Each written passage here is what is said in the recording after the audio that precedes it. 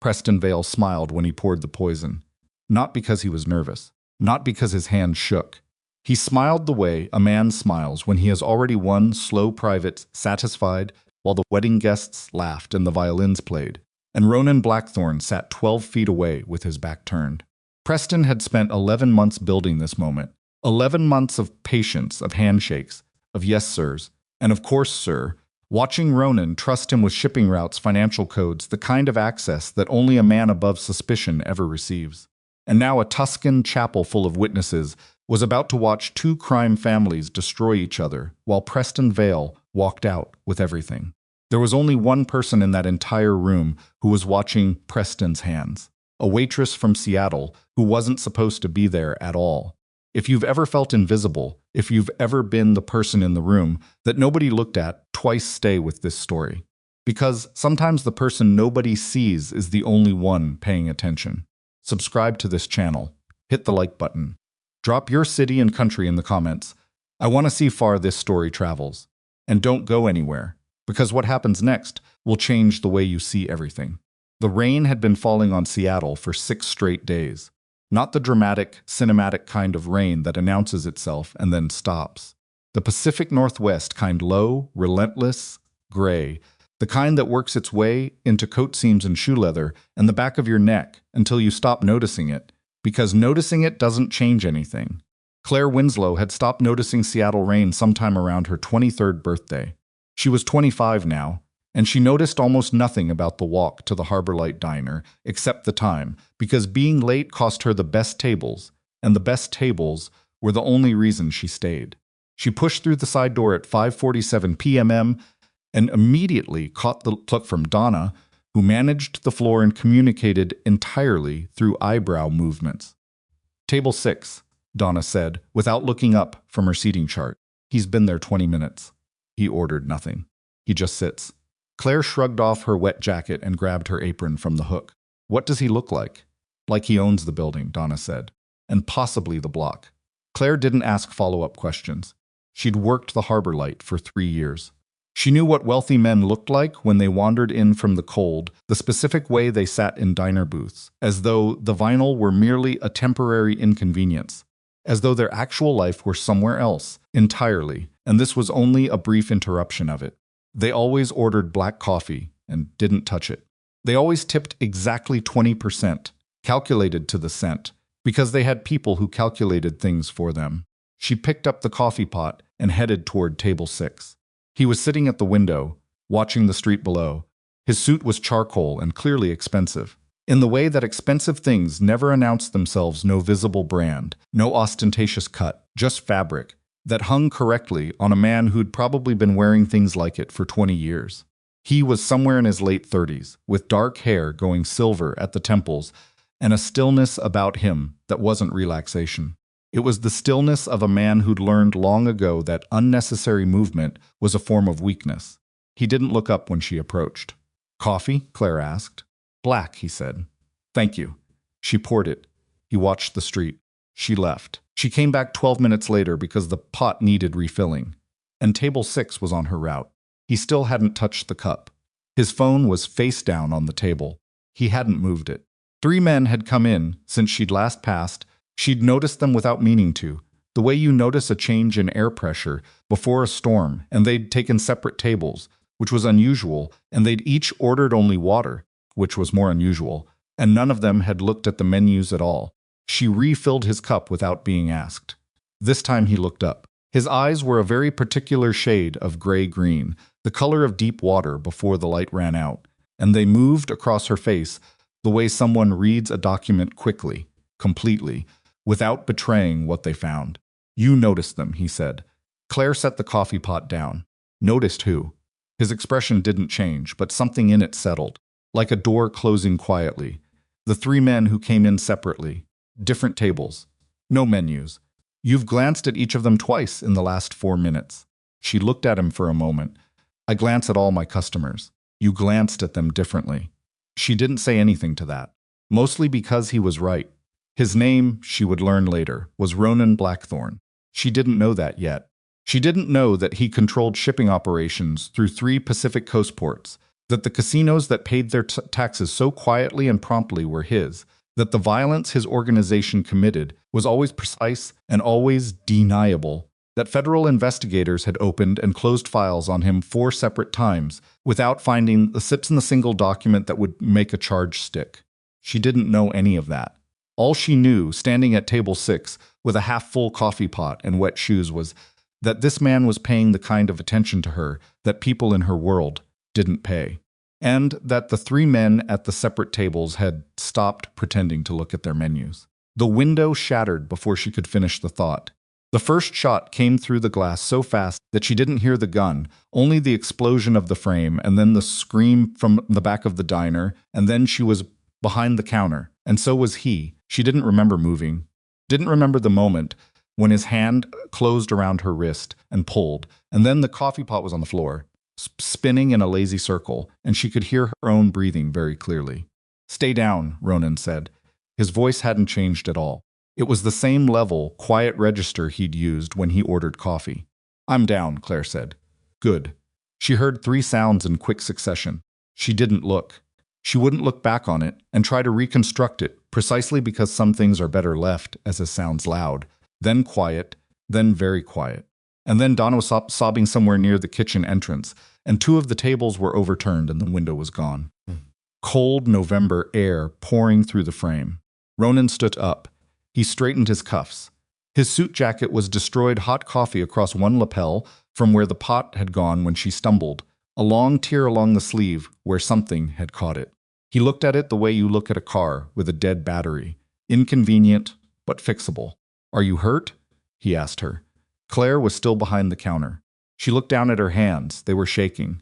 Not violently, just trembling the way hands do when your body hasn't caught up with the fact that it isn't dead. "No," she said. "I don't think so." He extended his hand and helped her up. His grip was firm and briefly warm and then gone. Police arrived 14 minutes later. Claire knew this because she'd watched the clock above the pie display the entire time, because looking at the clock what's easier than looking at the floor by the door. Ronan spoke to 2 officers for less than 3 minutes, said very little that Claire could hear, and both officers nodded and moved on as though he'd given them everything they needed.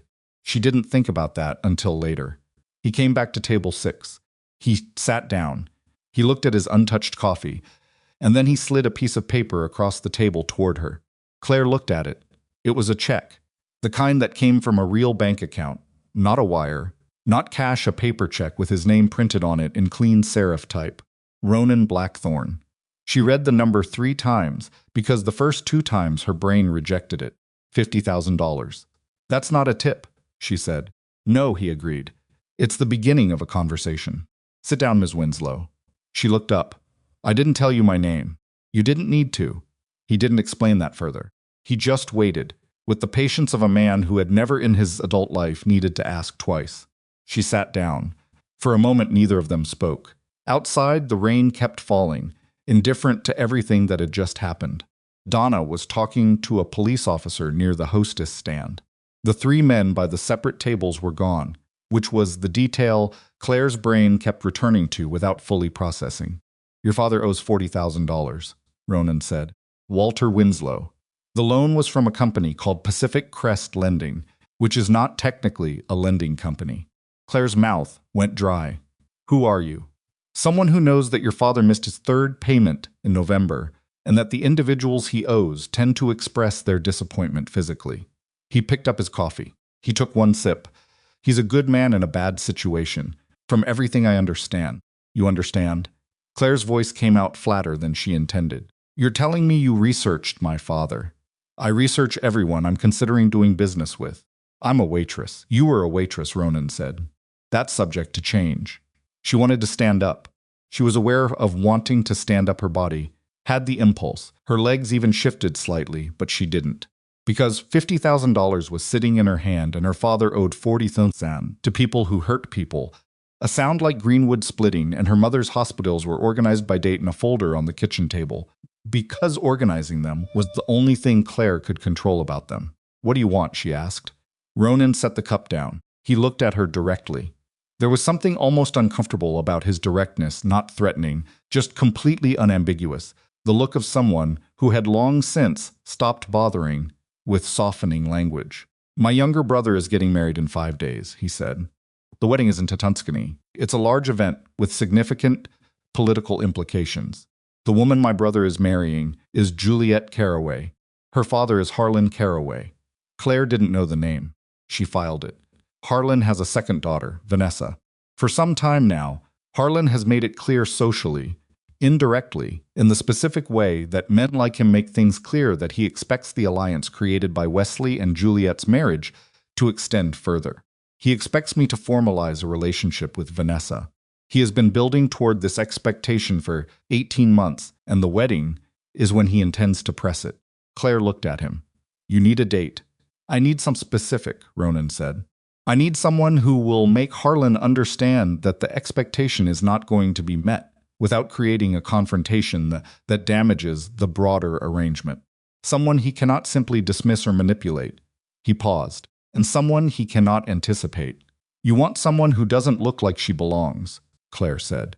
Something shifted in his expression. Not surprise exactly. More like confirmation, yes.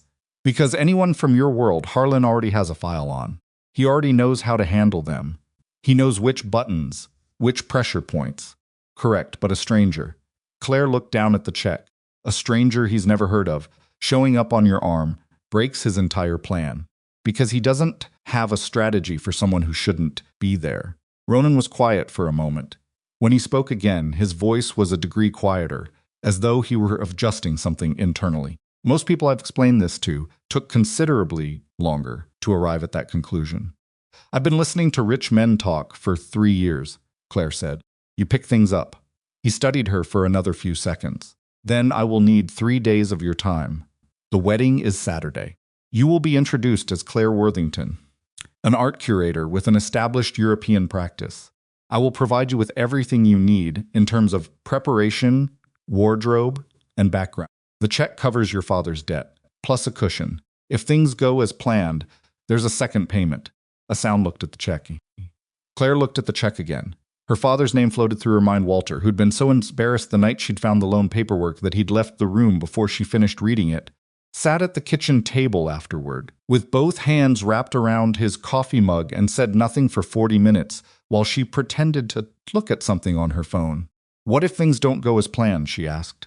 Then we improvise, Ronan said, which, based on the last 20 minutes, you appear capable of.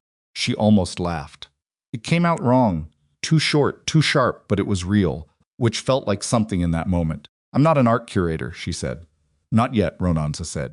You have a 12-hour flight to become one. She looked at the window, where the frame had been repaired temporarily with what appeared to be flattened cardboard and tape, where cold air was still moving through the gaps. She thought about her apartment, 17 minutes away by bus, with its second-hand furniture and the folder on the kitchen table. He thought it's Saturday, and Tuscany, and a family she'd never heard of 40 minutes ago. I don't own a passport, she said. You do now, Ronan said. He reached into his jacket and placed it on the table between them. Her photograph, her legal name, every detail correct, issued 3 weeks ago. The cold settled in through the broken window. She picked up the passport. It was the most frightening thing she had ever touched, and she touched it like it was ordinary, because some instinct told her that in this man's world, the only thing more dangerous than fear was showing it. 3 days, she said. 3 days, he confirmed. She looked at him one more time at the ruined suit, the untouched second coffee, the stillness that had never once cracked during any of it, and she made the decision the way she made most decisions under pressure, which was quickly and without giving herself time to talk herself out of it. Okay, she said. He nodded once, the small, decisive nod of a man crossing something off a list. He took out his phone, made a single call, said 4 words. She said yes. Ready, and hung up. Within 90 seconds, a black car was at the curb outside. Claire had time to do 2 things before she got in. She untied her apron and left it folded on the table. And she called her father, who answered on the second ring, with the particular exhausted hello of a man who had been waiting for bad news. Dad, she said, I need you to listen. She told him about the loan. Not that she knew about it, she'd known for weeks, but that it was handled. That he didn't need to worry about Pacific Crest anymore. He went very quiet on the other end of the line, The specific silence of someone choosing between relief and shame, and then his voice came back thin and rough, and he said, "Claire." "Don't," she said, because she couldn't hear him apologize right now without crying, and she couldn't cry right now. "I'll call you when I land." She hung up. She got in the car. The driver said nothing. The city moved past the windows in wet, blurred streaks of amber and gray. A sound like her hands in her lap. Claire sat with her hands in her lap and the passport in her coat pocket and $50,000 tucked into her apron. She realized too late she was still holding, which was funny in a way that had nothing to do with anything being funny. She still didn't know his full name. She would learn it on the jet. She would learn a great many things on the jet, about Caraway territory, about the Blackthorne shipping empire, about a man named Preston Vale who managed the intermediary relationship between both families and who everyone, apparently, trusted completely. But that was all still ahead of her. Right now, she was just a woman from Seattle, in a black car in the rain, watching her city disappear behind her for the first time, wondering whether the person who climbs into a stranger's car after a shooting at the diner is brave or foolish. She decided she'd figure out which one later. The car reached the private terminal 40 minutes later. The jet was white, unmarked, the kind of aircraft that doesn't advertise itself. Ronan was already aboard.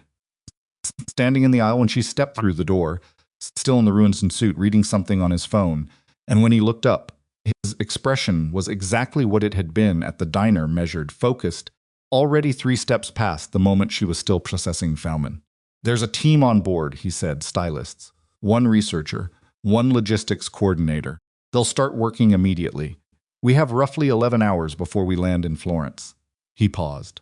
"The name is Worthington, Claire Worthington, art curator based mostly in Geneva. Your specialty is 19th century European portraiture, which is obscure enough that most won't know enough to challenge it, but established enough to be credible."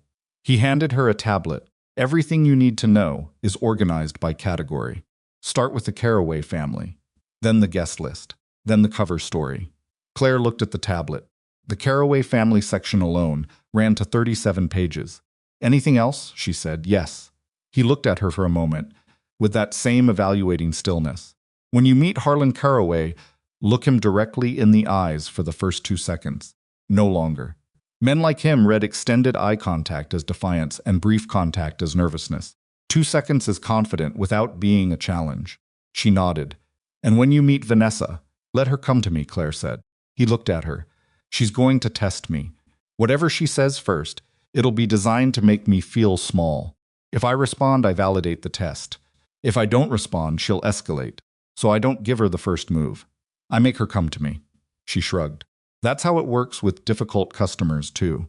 You give them the thing they want to refuse. They've already lost." Ronan held her gaze for a beat longer than usual. Then he said, "Sit wherever you'd like. There's food in the galley."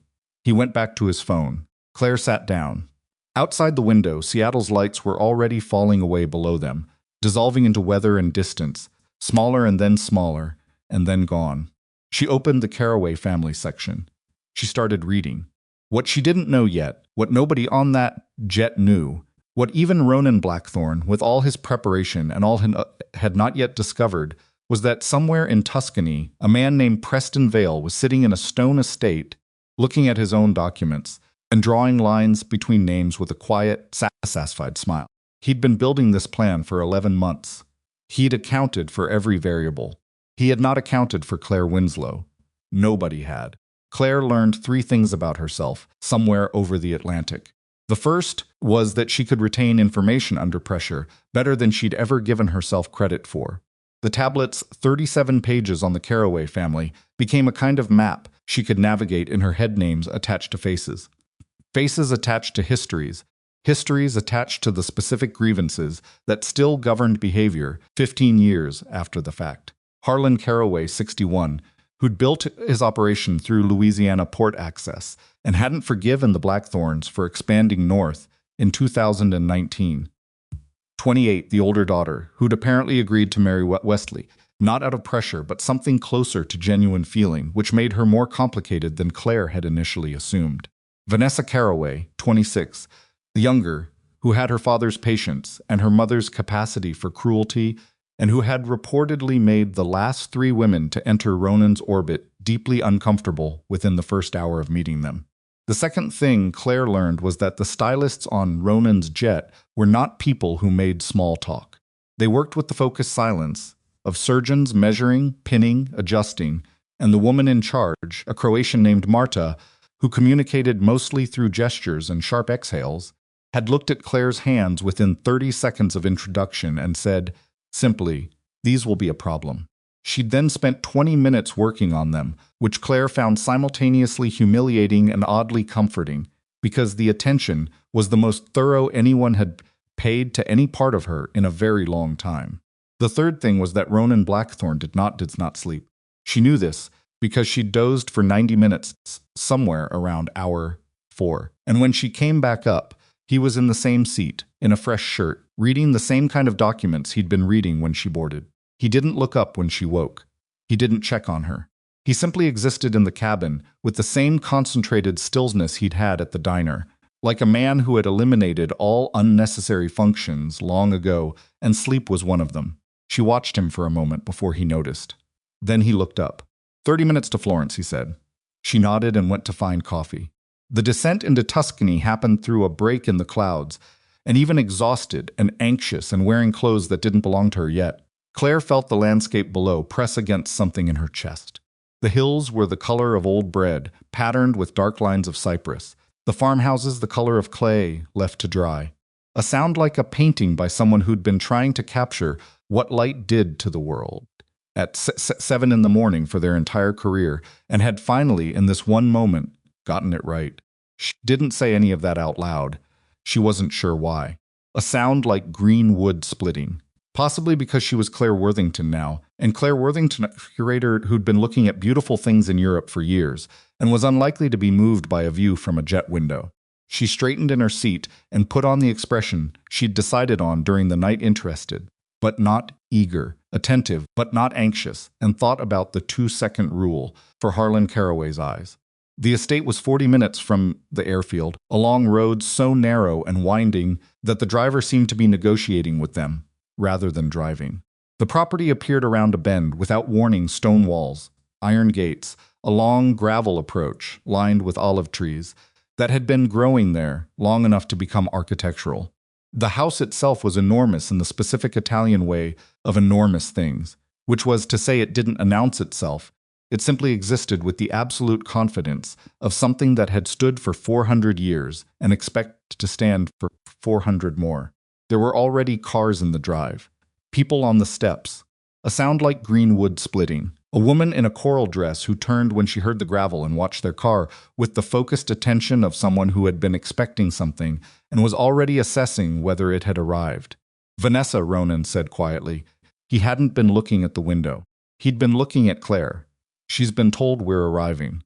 Harlan sent her to take our measure before we reached the front door." Claire looked at the woman in coral. Vanessa Caraway was beautiful, the way certain expensive things were beautiful deliberately, precisely, in a way that required significant maintenance and made that maintenance look effortless. She was holding a glass of something pale, and her chin was at a particular angle that Claire recognized immediately from 3 years of difficult customers.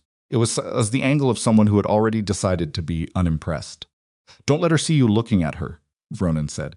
"I know," Claire said. She got out of the car without waiting for anyone to open the door, which she did on purpose, and she looked at the house, the stone facade, the upper windows, the detail work above the entrance with the specific mild professional interest of someone who assessed beautiful for living and found them interesting but not affecting. She could feel Vanessa watching. She didn't turn. Ronan came around the car and stood beside her. His hand found the small of her back, not grasping, just present, and that small contact steadied something in her that she hadn't known was unsteady. "Ms. Worthington," Vanessa said. She'd come down the steps. Her voice was warm and completely empty. What a surprise. Claire turned then, and she gave Vanessa the full direct attention of someone who had just noticed her, not the 2-second rule that was for Harlan. For Vanessa, she held the look long enough to be completely comfortable and said, "It's a beautiful property." "Early 17th century? Vanessa blinked. "Just once." "I believe so." The stonework above the gate is later probably a restoration, 1820s or thereabouts. They matched it well, but the grain's different. Claire glanced back at the gate briefly, then returned to Vanessa with a pleasant expression. Sorry. Professional habit. You must be Juliet's sister. Vanessa, she said. Her warmth had recalibrated slightly. Yes. Lovely to meet you. Claire let Ronan's hand guide her gently toward the steps. She did not look back at Vanessa. She heard the soft sound of Vanessa's heels on gravel as she fell in behind them, and knew without looking that something had been established. She had absolutely no idea if the stonework story was true. She'd read one paragraph about the estate's architecture in the tablet materials and improvised the rest. But the specificity was what mattered. Specificity always won. Ronan's hand pressed briefly, almost imperceptibly, against her back. It might have been approval.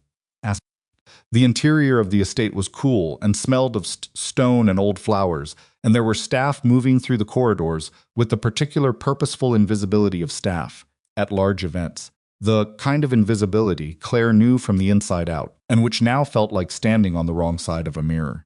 She watched one of them, without meaning, to a young woman with a tray, navigating a group of men in the hallway, and the recognition hit her somewhere behind the sternum. She knew what those shoes felt like after 8 hours. She knew exactly what that woman's back felt like right now. Ronan. The voice came from the large room to the left, through an archway draped in pale linen. The man who came through it was not tall, but he carried his height the way shorter, powerful men sometimes did, with a forward lean, a way of filling the space directly in front of him. Harlan Caraway had gray-white hair cut short and a face that had made decisions and lived with them. He was wearing a white linen shirt and no jacket, which was a specific choice, she realized, casual on his own ground, the deliberate informality of a man who wanted you to remember that he was home and you were visiting. He looked at Ronan first. That greeting lasted 3 seconds, the nod of two men who had conducted business together and knew where they stood. Then his eyes moved to Claire. She gave him exactly 2 seconds of direct, level, unsmiling contact. Then she looked at the room behind him. Harlan, Ronan said. This is Claire Worthington. Mr. Caraway, Claire said. Her voice came out exactly right, warm enough to be polite, contained enough to be nothing more. Your family has extraordinary taste in properties. Harlan looked at her the way you look at something that appeared where you didn't expect it. Are you familiar with Italian estates, Ms. Worthington? Professionally, she said. I've worked with several collectors in Umbria and Siena over the years. This region's particular. The light here does something to the stonework that doesn't translate in photographs. Harlan made a small sound that was not quite agreement and not quite dismissal. He looked at Ronan. Didn't know you'd become a patron of the arts. I learned from the best, Ronan said, and somehow the line landed as a compliment to Harlan without being one, and Claire watched Harlan try to find the angle of it and come up slightly short. Drinks before dinner, Harlan said. 7 o'clock. The rehearsal is tomorrow morning. He looked at Claire one more time, the same assessing look, briefer now, slightly recalibrated. Ms. Worthington, Mr. Caraway. He left the linen curtain swayed behind him. Claire let out a breath through her nose. Barely anything. Ronan wouldn't have seen it unless he'd been watching for it, which she suspected he was. Well done, he said quietly. Don't compliment me in the house, she said. Not where people might be watching. It'll make me look like I need it. A pause. Then you're right. They were shown to separate rooms, which she'd expected but was still, in some residual practical sense, relieved about. Her room had a view of the garden and a 4-poster bed with linen so pressed and white it looked like a demonstration of what sheets were supposed to be. She sat on the edge of it for exactly 2 minutes, because 2 minutes was all she could afford to feel tired, and then she opened the tablet and went back to the guest list. 42 names. She had 42 people to know before dinner. She'd memorized 26 by the time someone knocked. She opened the door, expecting staff. It was Juliet Caraway, which she hadn't expected, and for a moment both women simply looked at each other with the honest surprise of people who had walked into something unrehearsed. Juliet was smaller than her photographs. She had her father's directness and something else underneath it, a warmth that hadn't been manufactured, that showed in the specific way she was holding herself, which was like someone who was genuinely happy and slightly exhausted by the logistics of being genuinely happy in front of this many people. I wanted to meet you properly, Juliet said. Before tonight, before everyone's performing. Claire stepped back from the door. "Come in." Juliet came in and looked at the room with the comfortable familiarity of someone who'd grown up in spaces like it. Green wood splitting. Then she sat in the chair by the window and looked at Claire with the direct openness of someone who had decided, in the 12 steps from the door to the chair, to simply be honest. "You're not what any of us expected," Juliet said. "I gathered," Claire said. "That's not an insult." "I know," Juliet studied her. "Wesley told me Ronan never brings anyone to family events. In 7 years, he's come to 3 significant gatherings, and each time alone." She folded her hands in her lap. "And then you." Claire sat on the end of the bed and said nothing, because the best response to someone who was being honest with you was to let them finish. "My father is going to test you tonight," Juliet said. "At dinner, he's going to ask you things about art, about wine, about whatever he thinks will catch you unprepared. He's not being malicious. That's just his way of establishing the order of things. He needs to know where everyone fits." "I understand," Claire said. And Juliet paused. She chose her next words with care. "Vanessa has wanted Ronan's attention for a long time. Not romantically, exactly. It's more political. She wants to matter in what happens next. And you being here is a problem for that."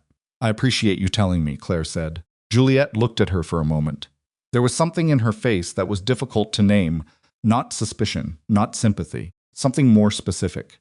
"How long have you known him?" Claire held her gaze. "Long enough," she said, which was technically true. It was just a very compressed length. Juliet seemed to accept this, or at least to decide that pushing further would cost more than it returned. She stood. "The dinner seating puts you directly across from my father. Vanessa is on his left." She moved toward the door, then stopped. "For what it's worth, you handled Vanessa this morning, better than anyone has in recent memory. She's been talking about it all afternoon." Claire looked up. "Complaining?" Juliet's expression shifted into something almost private, almost amused. "Thinking," she said, which is worse in Vanessa's case. She left. Claire sat for a moment in the room's absolute quiet, with the afternoon light moving across the pressed white sheets and the garden visible below the window. And she thought about all the dinners she'd served in the last 3 years, all the conversations she'd absorbed without being credited with absorbing them, all the moments she'd spent invisible at the edge of rooms where important things happened. She thought about her father at the kitchen table, hands around his coffee mug. She opened the tablet and kept reading. Dinner was at 7, and it was precisely as theatrical as she'd been told it would be.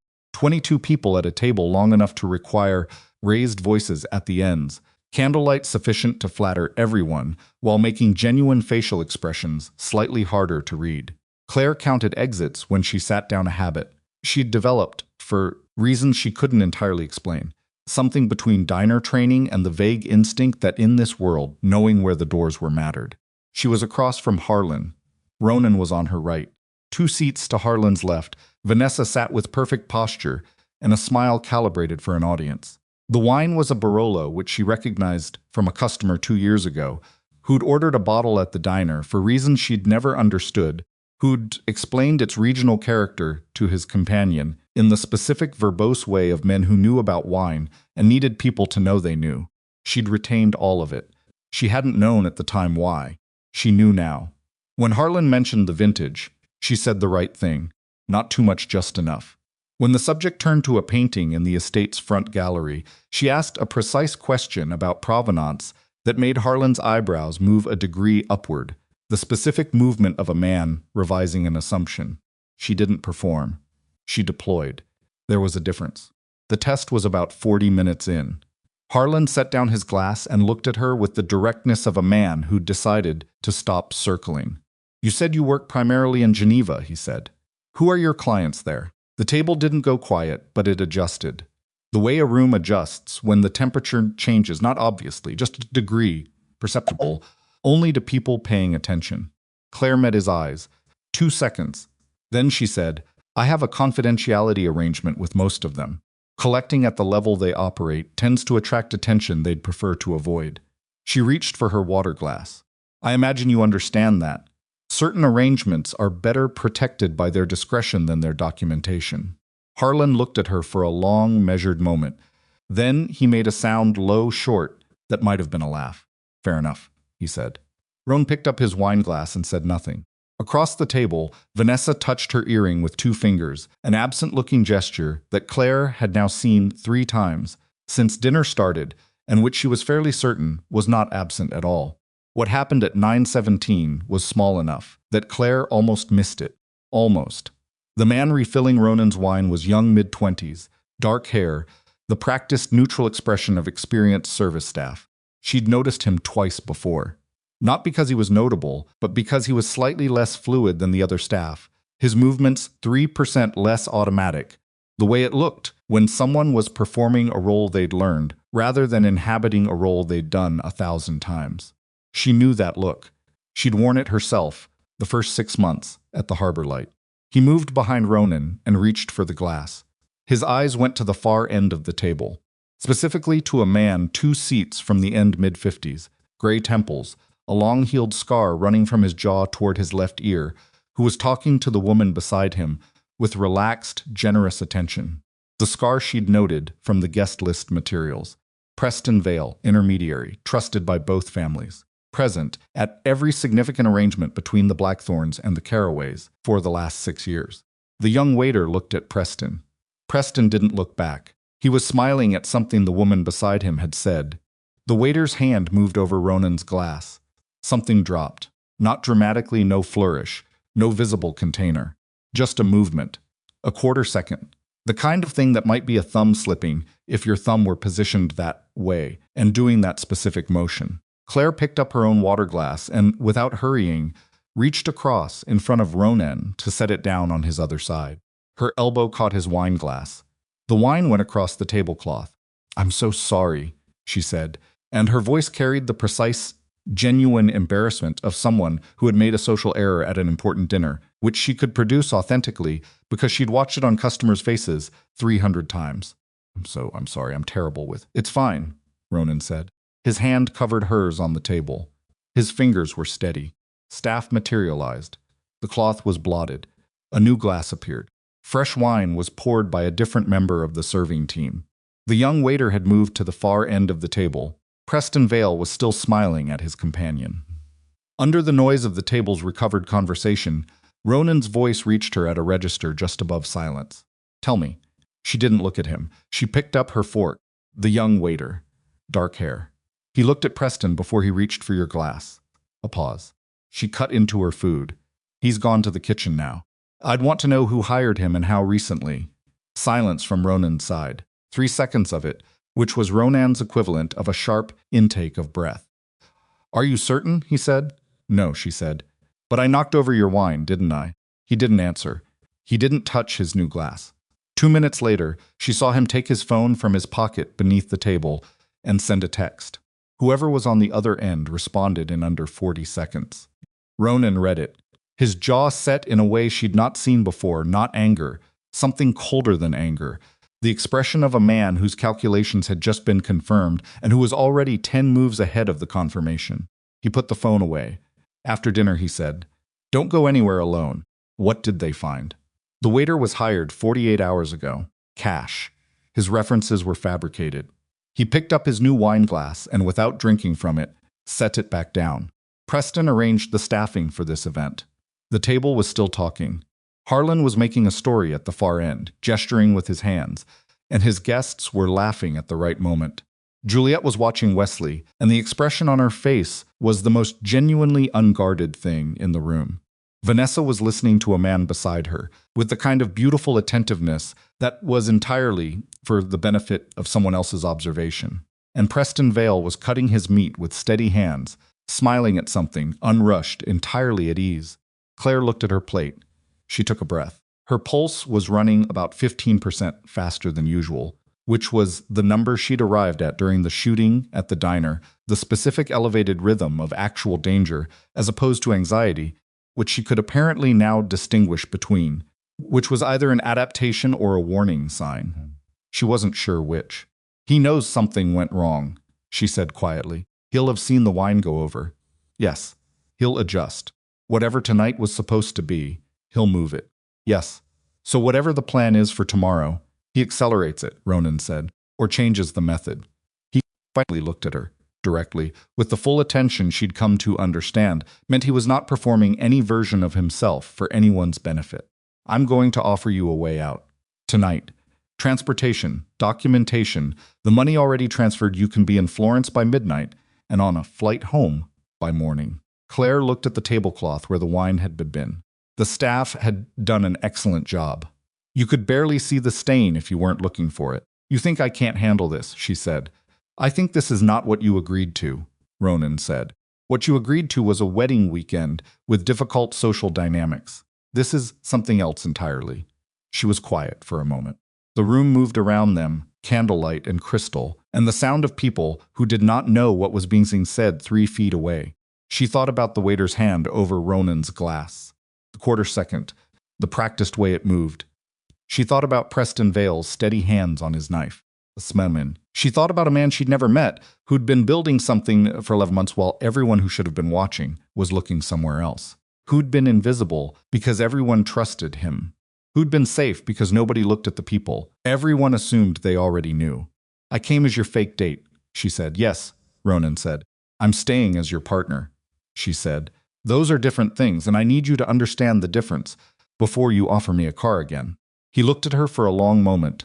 Something moved across his face, not softness, exactly, but something adjacent to it. Something she thought might be the very first stage of a different kind of respect, the kind that had nothing to do with performance and everything to do with being genuinely seen. I understand the difference, he said. Good, Claire said, and picked up her fork. Outside, the Tuscan night was enormous and dark and entirely indifferent. And somewhere in the kitchen, a young waiter was probably very aware that something had gone wrong with his timing. And Preston Vale was cutting his meat with steady hands, recalculating, rebuilding the plan around the variable he hadn't expected. He still didn't know her name. He still thought she was nobody. That was the last advantage they had, and the morning was going to decide everything. The night after the dinner lasted 7 hours and felt like 3 days. Ronan's people moved quietly, the kind of quiet that had nothing to do with courtesy and everything to do with not alerting the wrong people to the fact that something had shifted. Claire watched from the doorway of her room as 2 men she'd never been introduced to move down the corridor toward the kitchen wing, dressed like late-arriving guests, carrying nothing visible. Ronan had told her to stay in her room and lock the door. She'd agreed, which was not the same as intending to comply, but she stayed anyway because she understood enough about operational logic now to recognize when she'd be a liability rather than an asset. She sat on the bed with the tablet and went back through the guest list, not looking for what she'd already noted, looking for what she'd skipped because it seemed unimportant. She found Preston Vale's entry again. The brief biography, legitimate casino operations in Monaco and Malta, intermediary role, established through a joint venture in 2018, trusted by both families, present at every major negotiation since the port agreement. She read the last line 3 times, no known enemies within either organization. She thought about that for a long time. No known enemies meant no known motive. And no known motive, in a world built around cataloging threat, was its own kind of camouflage. At 2 in the morning, Ronan knocked twice and came in. He looked exactly as he had at dinner, composed, unhurried, but there was something running underneath it now that hadn't been there before, a tightness in the set of his shoulders that showed only when he moved. He sat in the chair by the window and looked at her. The waiter's name is Marco Tucci, he said. 23. He's worked private events around Florence for 18 months. 6 weeks ago, he received a wire transfer from a shell company registered in Malta. The transfer amount was enough to explain why he said yes to whatever he was asked. What was he asked? That's the part he won't answer yet. Ronan's voice was even. He will. Claire didn't ask what that meant. She understood what it meant, and she understood that understanding it was enough. The shell company in Malta, she said, traces back to a holding structure that on the surface belongs to a hospitality group. 3 layers in, it connects to an account that has also received wire transfers from a source we're still identifying. He paused. But the account has been active for 11 months. 11 months. She'd heard that number before. She'd said it herself, sitting in the back of the car on the way to the airfield. Preston had been building this plan for 11 months. She looked at Ronan. It's not just the waiter. No. How many? We don't know yet. He said it, flatly, without self-reproach, which she'd noticed was how he delivered any piece of information that cost him something. No commentary, no effect, just the fact lying there in the open air. Is Wesley secure? Something moved across Ronan's face that she hadn't seen before. A brief, unguarded thing, not fear exactly, but its sophisticated cousin, the thing that lives where fear would be in a man who has spent decades not permitting himself to feel it. He's in the East Wing with two men I trust, absolutely. He doesn't know what's happening yet. You're going to tell him in the morning? Yes, before the rehearsal. Yes, she nodded. And Juliet? Juliet? He stopped. He looked at the window for a moment, at the dark garden below, the cypress trees reduced to black shapes against a sky that had too many stars for Seattle. Juliet is Harlan's daughter. Whatever we tell her, Harlan will know it by breakfast. You don't trust Harlan. I trust Harlan to act in Harlan's interest, Ronan said, which currently aligns with mine. Whether it aligns with mine tomorrow morning depends on what Harlan decides his interest is tomorrow morning. And you don't know what that will be. No, he said. I don't. She sat with that for a moment. Through the window, the Tuscan night was vast and indifferent, and somewhere below, Preston Vale was sleeping or pretending to sleep or planning, which were three different activities that from the outside looked identical. Get some sleep, Ronan said. He stood. The rehearsal is at 10. Are you going to sleep? He looked at her with the expression of a man who has been asked a question with an obvious answer. Then he left. She slept for 4 hours. It was not restful, but it was enough. Morning arrived without ceremony, a pale gray light behind the curtains, birdsong, the distant sound of estate staff beginning their work. Claire showered and dressed. In the clothes Marta had laid out the previous evening, a cream-colored blouse and tailored trousers that cost more than her monthly rent, which she had stopped thinking about, because thinking about it was not useful. She stood at the mirror and looked at Claire Worthington, looking back at her, and thought for the first time that the distance between that woman and Claire Winslow might be smaller than she'd assumed. She wasn't sure if that was good. She went down at 8:30 and found Ronan in the small dining room, off the main hall, with a cup of coffee he'd barely touched, and Wesley Blackthorne sitting across from him with the expression of a man who has just been told something that has rearranged his entire understanding of the week he thought he was having. Wesley was younger than his photographs. That was the first thing she registered. 32, dark-haired like Ronan but lighter in the face, with an openness that his brother had either lost or never had. He'd clearly been handsome before the last hour had worked on him. Now he looked like someone had taken a handful of something vital out of him and left the exterior intact. He looked up when Claire came in. You're her, he said. Not unfriendly. Just identifying. Yes, she said. Ronan says you saw the waiter. Yes. Wesley looked back at his brother. I've known Preston for 6 years, he said. It wasn't a defense. So it was something else, a man trying to locate the moment where a truth he'd been holding turned out to be a different shape than he'd thought. I know, Ronan said. He was at Dad's funeral, Wesley said. He came to the hospital when I broke my arm in 21. He stopped. He put both hands flat on the table as though steadying himself against a list he couldn't control. 6 years, Ronan. I know, Ronan said again. That's not. Wesley's voice broke briefly, cleanly, like a branch under weight. He pulled it back. That's not nothing. No, Ronan said. It's not nothing. The silence that followed was the specific silence of two brothers who had a language between them that required no words and preferred them in moments of real consequence. Claire poured herself coffee and sat at the end of the table and said nothing, because nothing was the right thing to say. The rehearsal was at 10 in the ancient stone chapel, set back from the main estate, accessible through a garden that was beautiful in the deliberate, orchestrated way of things that required significant human intervention to appear natural. Claire walked it beside Ronan, 3 feet of careful social distance between them, maintaining the specific posture of Claire Worthington art curator, composed, European adjacent, while her brain ran through everything she'd read and everything she'd observed and tried to build a structure from the pieces. The chapel interior was cool and dim, the stone walls exhaling 4 centuries of cold air, the light coming through narrow windows and long gold columns that did extraordinary things to the dust and did nothing for visibility. There were already 40 guests arranging themselves in the pews, and staff setting white flowers along the altar rail, and at the back, near the choir loft stairs, a choirmaster directing 6 singers through a fragment of the processional. 6 singers. Claire counted them without meaning to. Counted the way she counted exits automatically, without attaching significance to the counting. 5 singers watching the choirmaster, 1 watching the room. She filed it. The rehearsal itself was the organized near chaos of large formal events, the efficient giving instructions in Italian that were then translated with varying degrees of accuracy by 3 different people. Wesley standing at the altar, with the careful stillness of someone managing a Juliet walking the processional twice with the focused attention of a woman who intended to do this correctly, regardless of what else was happening.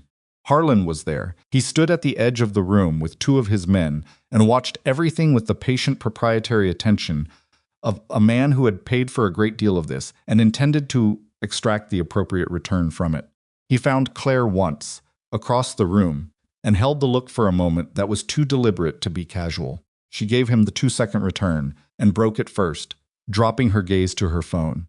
When she looked up, he'd turned back to the altar. Vanessa was at the back of the chapel, near the south wall, in a green dress that required full commitment. She'd been talking to Preston Vale for 12 minutes. Claire had been counting. Preston Vale. Close enough now to observe without surveillance distance. He was doing what he'd been doing at dinner, talking, with the easy warmth of a man who is liked and knows it. Nodding at the right moments, laughing authentically. The scar along his jaw caught the chapel light. When he turned and made his face, briefly looked like a different face entirely. Claire looked at the choir loft. The singer who wasn't watching the choirmaster had his hands below the rail. She crossed the chapel floor without hurrying, reached Ronan's side, and put her hand on his arm. Choir loft, she said, barely above breath. Ronan looked at her. 1 second. Then his eyes moved up. What happened next happened in the specific compressed way of violent things, faster and louder than expectation. And then, in the immediate aftermath, oddly slow, the chapel erupted. The disguised man in the choir loft brought up the weapon. Ronan moved, grabbing Claire's wrist, pulling her behind the stone column at the aisle end, putting himself between her and the loft in the same motion, a sequence that must have existed in his muscle memory for years, because no thought could have moved that fast. The first shot took a piece of stone from the column above her head and sprayed grit across her hair. Then the room was screaming, and then the screaming reorganized into something more purposeful, not random panic but directional chaos. People throwing themselves down and behind pews, and the men who'd been standing casually around the room, revealing themselves to be something other than guests. Claire pressed her back against the column. She could see a sliver of the room, the altar, Wesley flattening himself behind it, 2 of Harlan's men producing weapons from places formal clothing shouldn't be able to conceal. Juliet, who she'd assumed would be on the floor, was instead pressed against the wall behind a stone pillar of her own, pulling her mother by the arm with a ferocity that looked nothing like the careful woman who'd walked the processional twice. The main doors at the back of the chapel burst open. More men, moving in formation, not panicked moving, with the directed the people who had been briefed on the layout, who knew the exits, who had a specific objective and were proceeding toward it. Not Ronan's people. The angle was wrong. Ronan said something into his phone that she didn't catch. His other hand was around her wrist, and his grip said, "Stay." And she was staying, because there was nothing else to do. Then she saw the man coming from the side aisle. He was moving toward Ronan from the left, where the column blocked Ronan's sightline, and he was moving with the particular focused silence of someone who intended to do one specific thing and had positioned himself to do it while Ronan's attention was necessarily forward. Ronan couldn't see him. Claire looked at the aisle, at the man, at the column, at the decorative stone vase on the plinth at the aisle's edge, enormous 17th century, filled with white flowers for the wedding, weighing what she guessed was somewhere between 40 and 60 pounds. She had no weapon, no combat training. What she had was 3 years of carrying things through a crowded diner and 8 hours of hand strengthening from Marta's pointed comments about her grip. She grabbed the vase with both hands, pivoted, and threw it with everything she had. It was not graceful, it was not accurate, but it was heavy, and it was loud, and it caught the man across his right shoulder and forearm with a sound like a car door slamming, and his weapon arm snapped outward, and the shot went into the stone ceiling, and then Ronan had turned and seen him. And the rest of it happened in 2 seconds that she was glad she didn't have to describe in detail. The vase shattered across the chapel floor, white flowers everywhere. Her hands were shaking. She pressed them flat against the column and breathed. Ronan's reinforcements came through the north door 40 seconds later. She knew they were his, because of the way Ronan's posture changed when they appeared not relaxed but reorganized. A general with his army finally where he needed them. The men who'd been moving through the chapel began to be contained. The man in the choir loft was no longer a problem. The noise compressed back into something manageable. And then the south door banged open, and someone said, "Too loud, he's not here." Ronan turned. "What, Preston?" the man said. "He's gone. The south gate, someone cut the lock from the inside 20 minutes ago. There's a car missing from the lower stable. Everything in the chapel that contained chaos, the wounded on the floor, the overturned pews, Wesley appearing from behind the altar with blood on his collar from a cut on his jaw. That wasn't serious. All of it seemed to recede slightly as Ronan processed those two words. He's gone. The stillness that moved across Ronan's face was the scariest thing Claire had seen in 2 days. Not rage, not grief. Something past both of those, the cold, specific stillness of a man who has understood the full shape of a betrayal that he hadn't finished understanding yet, and who was doing the math on what it cost him, and who did not like the number. "The codes," Ronan said quiet, addressed to the man who'd come through the north door, the one she'd identified as his most senior operative, a lean, gray-haired man named Cahill, who moved like someone who'd been doing this work since before she was born. Cahill's face did something. It was a controlled face, experienced face, but it did something. "We're locked out," he said. "Both access points. The authentication codes were changed at 5:47 this morning. Both. The number 547 was when she'd been in the shower. The authentication codes she'd read about the structure in the tablet materials, briefly, in a section she'd flagged as background, rather than critical, a dual-key financial security system used by both the Blackthorne and Caraway operations for their shared offshore reserves. 2 codes held by 2 trusted individuals, one from each family, changed on a rotating basis by the intermediary who managed the arrangement. Preston Vale managed the arrangement. Preston Vale had changed both codes at 5:47 that morning. Claire did the math. She did it in about 4 seconds, and the answer was not good. If Preston had the codes, he had access to the combined offshore reserves of both families, not permanently. There would be countermeasures, legal and otherwise, but long enough. Long enough to drain what he needed, long enough to be somewhere unreachable, before either family reconstructed access. And with the wedding in flames, and both families still processing who had shot at whom, the finger-pointing would start before the math did. The investigation would be tangled in attribution for days, possibly weeks. By which time Preston Vale and whatever he'd taken would be wherever he'd planned to be for 11 months. Harlan Caraway came across the chapel like weather.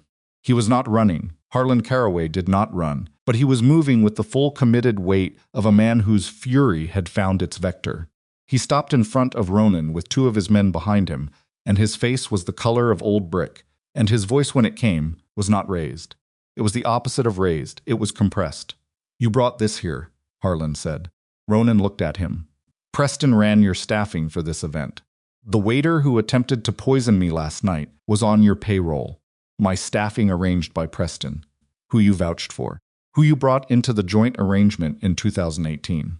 Ronan's voice did not rise either. 2 men compressing everything downward, which was somehow louder than shouting. "This is not something I did to your family, Harlan. This is something that was done to both of us, by a man we trusted for the same reasons." Harlan's jaw worked.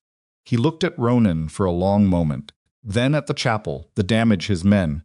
Juliet, who had appeared at Wesley's side and was looking at her father with the specific expression of a daughter who is watching her parent decide something that will matter. "The codes," Harlan said. "Gone," Ronan said, as of 5:47.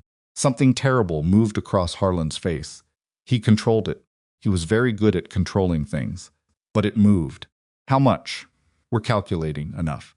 A pause. "He's been building this for 11 months. This was never about the wedding. The wedding was the window 2 families distracted, both key holders in the same location, enough chaos to buy him exit time while we blamed each other. The silence that followed had a texture. It was the texture of 2 men who were enemies by history and necessity and who had just arrived, without choosing to, at a ledge where their options had been reduced to two, continue being enemies, which would cost them everything. Preston had planned for them to lose, or do something neither of them had done in years. "Where is he going?" Harlan said. "I have a guess," Ronan said. "There's a private airfield 40 minutes south. He has a jet registered to a holding company in Gibraltar. If he left at dawn, he has 30-40 minutes before wheels up." Harlan looked at him. The calculation was visible, barely a man doing the same math Claire had done and arriving at the same answer. "What do you need?" "Your men on the South Road," Ronan said. "Mine on the airfield approach. He's not leaving Tuscany with those codes." A pause, and after, Harlan said. After, Ronan said, "We talk about what comes next, like adults." Harlan looked at him for another 3 seconds. Then he turned and said something in a low voice to the men behind him, and they moved. Ronan turned to Cahill. "Get the car," he looked at Claire. She was still standing where the vase had been, her hands still carrying the phantom weight of it, white petals scattered across her shoes. He looked at her the way he'd looked at her in the diner, when she'd told him she understood why he'd chosen her, as though she'd answered a question he'd been running for a long time. "You don't have to come," he said. She looked down at the white petals, at her hands which had stopped shaking, at the chapel around her, the ruined mourning, the overturned beautiful thing that this day was supposed to be, the specific wreckage of something that had been a long time planning. She thought about Preston Vale, cutting his meat with steady hands, smiling at his companion. Having built 11 months of this, while everyone who trusted him looked somewhere else. She thought about what it meant to be invisible. What it meant when the people in the room nobody looked twice were the ones paying closest attention. "There are no contracts anymore," she said. Ronan waited. No fake identity, no weekend arrangement. She looked up at him. "Whatever happens next, I'm in it." He held her gaze for a beat. Something moved through his expression past the stillness, past the calculation, down to something she'd not seen before in 2 days, and which she couldn't name precisely, but which felt true. "Then stay close," he said, and turned toward the door.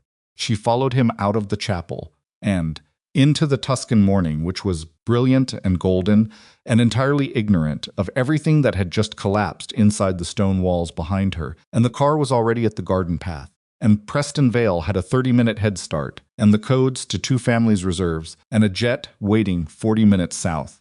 And the only people moving to stop him were a crime organization head, a furious patriarch's men on the South Road, and a waitress from Seattle who had just thrown a 400-year-old vase at a man's arm, and was now running toward car in shoes that cost more than her refrigerator. She got in. The door closed. The car moved. Whatever she'd been before that morning was finished. The car hit the first curve at a speed that made the tires protest, and Cahill didn't slow down. Claire had the door handle in one hand, and the other flat against the seat, and she was watching the road the way she'd watched the diner during the shooting, not with panic, a sound like green wood splitting, but with the specific focused attention of someone who has accepted that the next few minutes are going to require everything, and has decided to be ready for them. The Tuscan countryside moved past the windows in streaked stone walls, olive groves, farmhouses, set back from the road, with their shutters still closed against the morning, indifferent to everything happening on the road below them. Ronan was on his phone. He'd been on it since they left the chapel garden, talking in a register too low to follow from the back seat, and she'd stopped trying to follow it and focused instead on the road ahead and the math she kept running. 40 minutes to the airfield. Preston left at dawn or shortly after. If they were right about the airfield, if the jet was where they thought, if the South Road blockade held, there were too many ifs and she knew it, and the knowing sat in her chest like something she'd swallowed wrong. "Cahill," Ronan said. The phone came away from his ear. "Harlan's men?" "South Road is covered," Cahill said, without looking away from the road. "But there's a secondary access. A farm track that runs parallel, comes out half a kilometer from the airfield perimeter. Does Preston know about it?" "Preston arranged 2 site visits to the estate in the last 4 months," Cahill said, "on behalf of both families. If he was doing what we think he was doing for 11 months, he knows every road within 20 kilometers. Ronan's jaw set. "How far are we?" 22 minutes. "Push it." Cahill pushed it. Claire looked at Ronan. He was looking straight ahead, and in profile in the sharp morning light coming through the windscreen, He looked like a man who had arrived at the place past calculation, where the only thing left was the doing of it. The stillness was still there, but it was different, now compressed, rather than contained like pressure finding the shape of the vessel holding it. If he's already boarded, she said. He hasn't. Ronan said it flatly. How do you know? Because Cahill's contact at the airfield says the flight plan was filed for 10:15. He glanced at his watch. It's 9:48. 27 minutes. She did the geometry, their speed, the distance, the farm track Cahill had mentioned, the margin that existed between arriving in time and arriving to watch a jet disappear into the sky with everything Preston had taken from two families. The margin was thin. The phone in Ronan's hand buzzed. He looked at it. Something changed in his face not visible to most people. Probably. But she'd spent 2 days learning to read the millimeter shifts. The compression increased. What? She said. He showed her the screen. A message from a number labeled only with a single letter. Farm track confirmed. Vehicle already past the marker. He took the secondary. He knew about the South Road, Cahill said. Flat. Professional. The voice of a man who didn't have the luxury of being surprised. He would, Ronan said. He planned for it. He was already looking at the map on his phone, running the geometry the same way she had. If he's on the farm track, he's going to reach the airfield before us. The car went faster. Cahill didn't ask for permission. The road narrowed and then opened again, and a truck appeared around a curve, and Cahill went around it with a clearance of perhaps 14 inches, and Claire felt her entire left side clench, and then release, and then they were through. There's another way to the airfield, Cahill said. Cuts north. It's rougher, but it's shorter if he's taking the farm track. Take it, Ronan said. The turn, when it came, was barely a gap in a stone wall, a dirt track that immediately descended into the kind of surface that a vehicle like this one had been built to handle, but which communicated its displeasure with every foot. The car bucked and jolted. Something scraped underneath. Sepsine. Claire kept her grip on the door handle and thought about her father at the kitchen table and thought about Preston Vale's steady hands and thought, with a clarity that came from being in a moving vehicle on a dirt road with no good options, that she was not going to let him get on that plane. She didn't know exactly what she'd do about it, but the intention was solid. The farm track rejoined a paved surface with a jolt that she felt in her back teeth, and then they were on a flat, straight road running between open fields, and 2 kilometers ahead, she could see the airfield perimeter, a chain-link fence, a low terminal building, and beyond it, the white fuselage of a private jet, engines running. Running. He's powered up, Cahill said. Ronan said something sharp under his breath that she didn't catch. Can we reach the runway? The main gate's closed. There's a service entrance on the east side, 60 meters past the terminal. Ram it if you have to. Cahill didn't respond to that because it wasn't a question. A sound through. The service entrance at a speed that took the padlock off its housing and sent the chain skittering across the tarmac, and then they were on the airfield proper, the concrete surface opening up ahead of them, and the jet was 40 meters away and beginning to move. Cahill drove onto the runway. He drove directly onto the runway, across the center line, and positioned the car perpendicular to the aircraft's direction of travel, and then he stopped. The jet stopped too.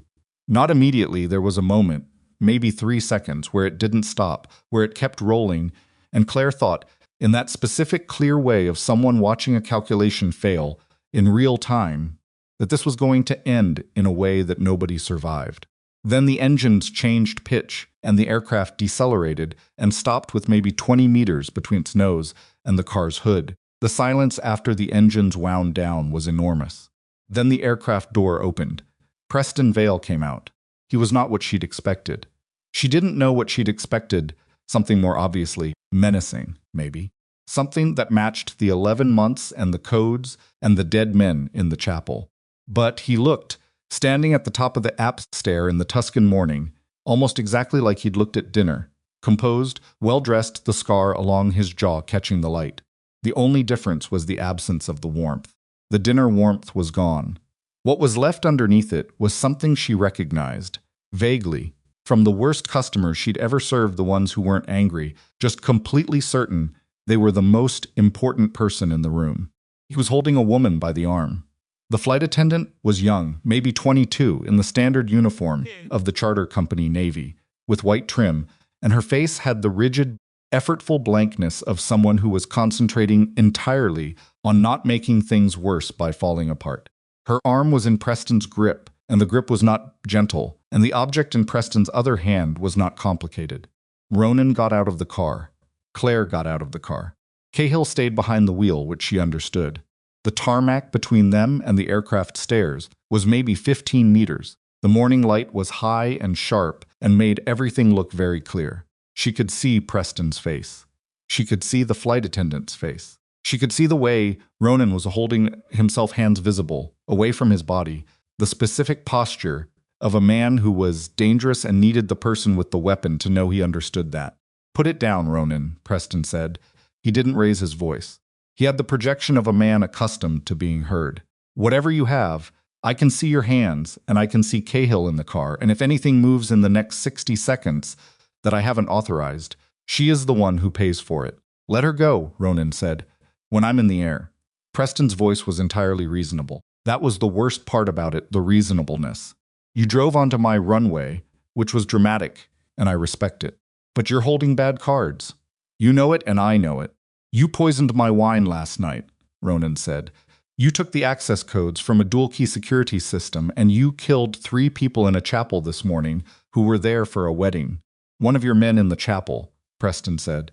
"2 of Harlan's, which I expect you've already used to make a case to Harlan that this was my operation. Which is true, but which I imagine he'll eventually suspect you had something to do with. Which isn't true, but will take a long time to untangle. And by then," he glanced toward the horizon, a brief, comfortable glance, like a man checking the weather. "By then, the timeline becomes someone else's problem." Ronan was very still. "Here is what happens now," Preston said. "You step back. Cahill pulls the car off my runway. I board this aircraft and I leave Tuscany, and this young woman goes home to her family, which is what I want for her because I'm not gratuitously cruel. And you go back to the estate and you spend the next week establishing that this was entirely my operation, which it was, and you rebuild the financial access through the legal process, which will take 3 months and cost both families a significant amount, but not a fatal amount." He tilted his head slightly. "Or you try something, and I don't leave Tuscany, and neither does she." Ronan didn't move. The flight attendant made a small, involuntary sound, not quite a cry, just a breath that broke at the wrong moment, and Preston's grip tightened, and she went rigid and silent again. Claire watched Ronan. She could see it happening, the architecture of his options collapsing one by one. Cahill couldn't move the car without Preston seeing it happen. Any man Ronan had at the perimeter was too far. The firearm Ronan carried was visible hands away from his body, which meant the 2 seconds it would take to reach it were 2 seconds in which Preston had every advantage. And Ronan would not risk the woman. She knew he wouldn't risk the woman. She knew it the same way she'd known 2 days ago that he'd write her a check instead of simply solving his problem another way. There were things he wouldn't do. Those things were the most important true fact about him, and they were also the specific moment, the thing Preston was counting on. Ronan was about to put his hands up. She could see it. 3 seconds away, maybe 4, the calculation completing itself in his face. Claire looked at the car. She looked at the flight attendant, at Preston, at the 15 meters of tarmac between her and the air stair. She looked at the car's horn. She looked at the headlights. She thought about the diner, about difficult customers, about the specific thing you did when you couldn't overpower someone and couldn't outrun them, and the only tool you had was the one they weren't expecting because they'd already dismissed you as irrelevant. You didn't fight the thing they were holding. You took away the thing they were looking at. She moved to the car, not running. If she ran, Preston would see it, would react. She moved the way she moved through a crowded diner floor, purposeful and unremarkable, the movement of someone going from one ordinary place to another ordinary thing. And Preston's eyes were on Ronan, on the main threat, because that was where the gun was, and that was where the calculation was, and the woman from Seattle was not the calculation. She reached the car door. She leaned in. She held the horn down and simultaneously hit the headlights full beams. At 9:48 in the morning, on a flat white tarmac, directly at the air stair where Preston was standing. The horn was enormous in the airfield silence. The lights hit Preston's face, and he did what any person does. When a horn blares and light floods directly toward them from an unexpected direction, he turned. His body turned. His weapon arm turned. His grip on the flight attendant's arm shifted as his weight shifted. 1 second, maybe less than 1 second. She'd done everything she could do. The rest was Ronan. He moved in that 1 second the way she'd seen him move in the diner, not the way people moved in films. Cleanly and precisely and with grace. The way people moved in real violence, which was fast and committed, and ugly, and entirely without hesitation. He covered the 15 meters in a way that defied the geometry of 15 meters, and then he was at the base of the air stair, and Preston's weapon was no longer pointing at anyone useful, and the flight attendant was stumbling down the steps because someone had told her to move, and she'd moved. A sound like green wood splitting. And then there were 2 men at the top of the stairs doing something that Claire turned away from because she didn't need to see it, and watching it wouldn't help anything. She was still holding the horn. She let go. The silence came back. Different now. The after silence of things that have been decided. Flight attendant was at the bottom of the stairs, sitting on the tarmac, both hands pressed flat on the concrete the way people press their hands on solid things when they needed to verify it was there. Claire went to her. She sat beside her on the tarmac, which she was aware would destroy the cream trousers, and she put her hand over the woman's hands. "It's over," Claire said. The woman looked at her. Her eyes were red-rimmed, and her mascara had tracked 2 lines down her face, and her breathing was the specific, shallow, rapid breathing of someone whose body was still running on terror, even though the terror had passed. "What's your name?" Claire said. "Sophia," the woman said. Barely sound. "Sophia," Claire kept her hand over hers. "It's over. You're okay." Sophia looked at her for a moment with the desperate focus of someone who needed to believe something and wasn't sure they could. And something in her face gave, and she put her forehead down toward her knees and cried with the full release of someone who has been holding it since 5:47 that morning. Claire sat with her on the tarmac. Cahill was on his phone. At the perimeter through the damaged service gate, vehicles were arriving. She couldn't see whose yet. From the top of the air stair came the sound of Ronan's voice in a conversation she couldn't follow, and didn't need to. Then Ronan came down the stairs. He was not pristine. His jacket was gone, and there was a cut above his left eye that had bled more than it was probably worth, and his shirt had what she chose to not examine closely along the collar. He moved carefully, not limping, but with the specific deliberate pace of a man accounting for damage that hadn't fully registered yet. He looked at her on the tarmac. She looked up at him. "Is it done?" she said. "He's secured." He crouched down, which looked like it cost him something, and looked at Sophia. "Are you hurt?" Sophia shook her head without looking up. "You're going to go with the man in the gray jacket at the perimeter," he said. "His name is Ferretti. He's a legitimate federal liaison, not mine, Harlan's. He'll take your statement and make sure you get home." He looked at Claire. She shouldn't stay here. Claire helped Sophia to her feet. She walked her the 40 meters to the perimeter, where Ferretti was waiting, a lean, grave man who produced identification, before Claire asked for it, which told her something useful about him, and she stayed until Sophia was in the car, and the car was moving. Then she walked back. Ronan was standing at the foot of the air stair. He had a cloth pressed to the cut above his eye, and his phone in his other hand. And he was looking at something on the screen with the focused expression of someone who has just received information that requires immediate reorganization. "What?" she said. He held the phone toward her. The message was from Cahill. Devices recovered from aircraft. 3 phones, 2 laptops, 1 external drive. Contents include financial transfer records, communications, and a full documentation package. 11 months of correspondence. She looked at him. "Everything?" "Everything," he said. "Every transfer. Every message. Every instruction."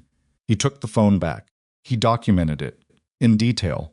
I don't know if it was insurance against partners or vanity or both, but he kept records of everything. She thought about that for a moment.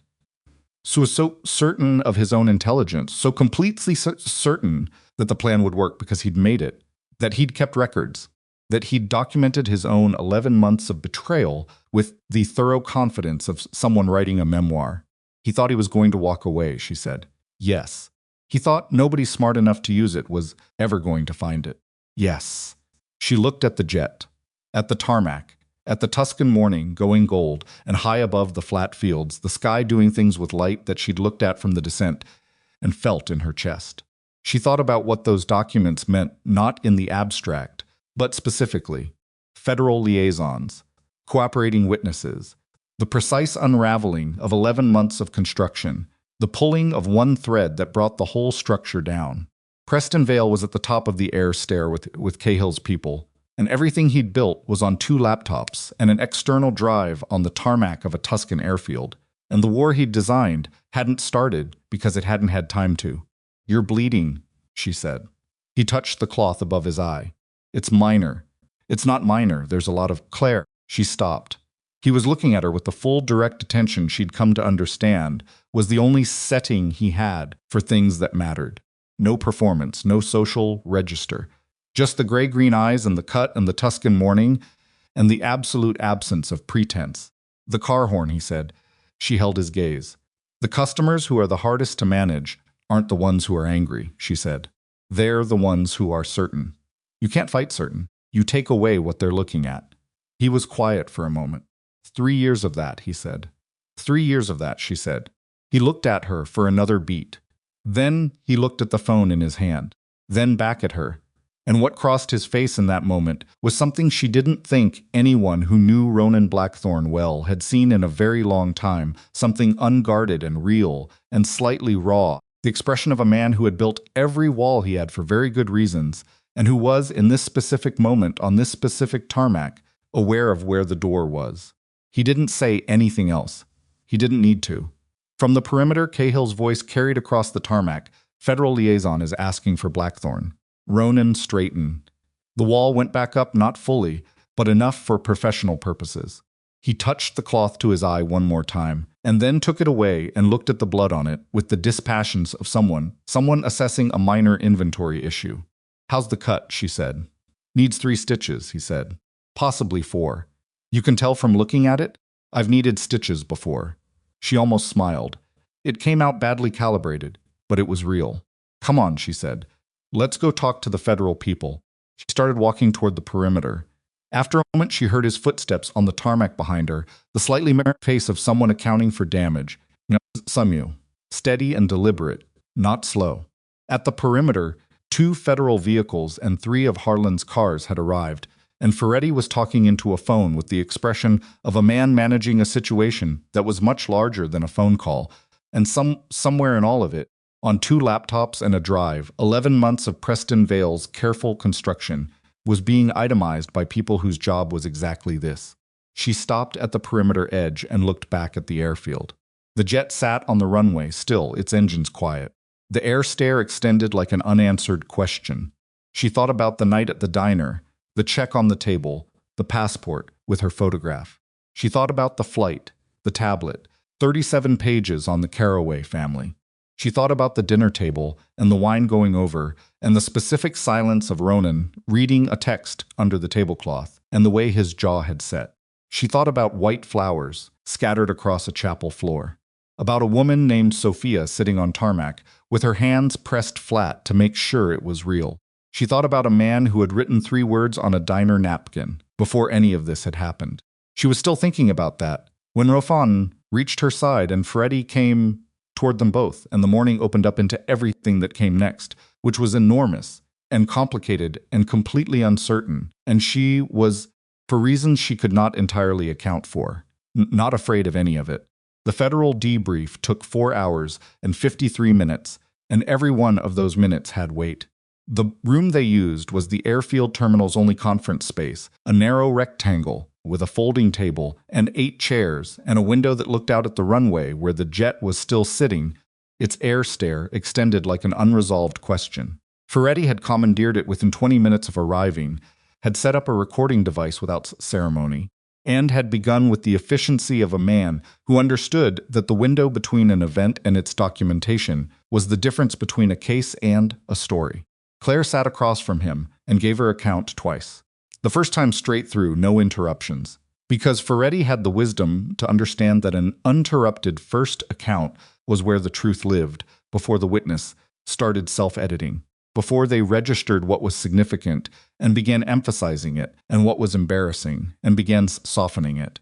She told him about the diner, about the flight, about the tablet and the guest list, and the dinner and the wine glass, and what she'd seen in the waiter's movement over Ronan's glass. She told him about the choir loft, and the vase, and the tarmac, and the car horn. She said it all in the flat, sequential way of someone reporting facts, without drama and without minimizing, because she'd understood by the second hour at the night this started that the most useful thing she could ever be in any situation was accurate. Ferretti listened with his hands flat on the table and said nothing for 47 minutes. The second pass was questions, precise ones, the kind that circled back to a detail she'd mentioned in passing, to see if it held its shape under pressure. What was the specific movement of the waiter's hand? How long between Preston looking at the loft and the attack beginning? How much time elapsed between the south door banging open and the confirmation that Preston was gone? She answered everything without hesitation, not because she was certain about every detail, but because she knew which details she was certain about and she said so without apology, and Ferretti noted the distinction each time with a small movement of his pen. When it was finished, she asked for water. A young officer brought it without comment. She sat with the cup in both hands and looked at the runway through the window, at the white jet that had not moved, and thought about nothing in particular for about 4 minutes, which was the longest she'd not thought about anything specific in 3 days. Ronan was in the adjacent room.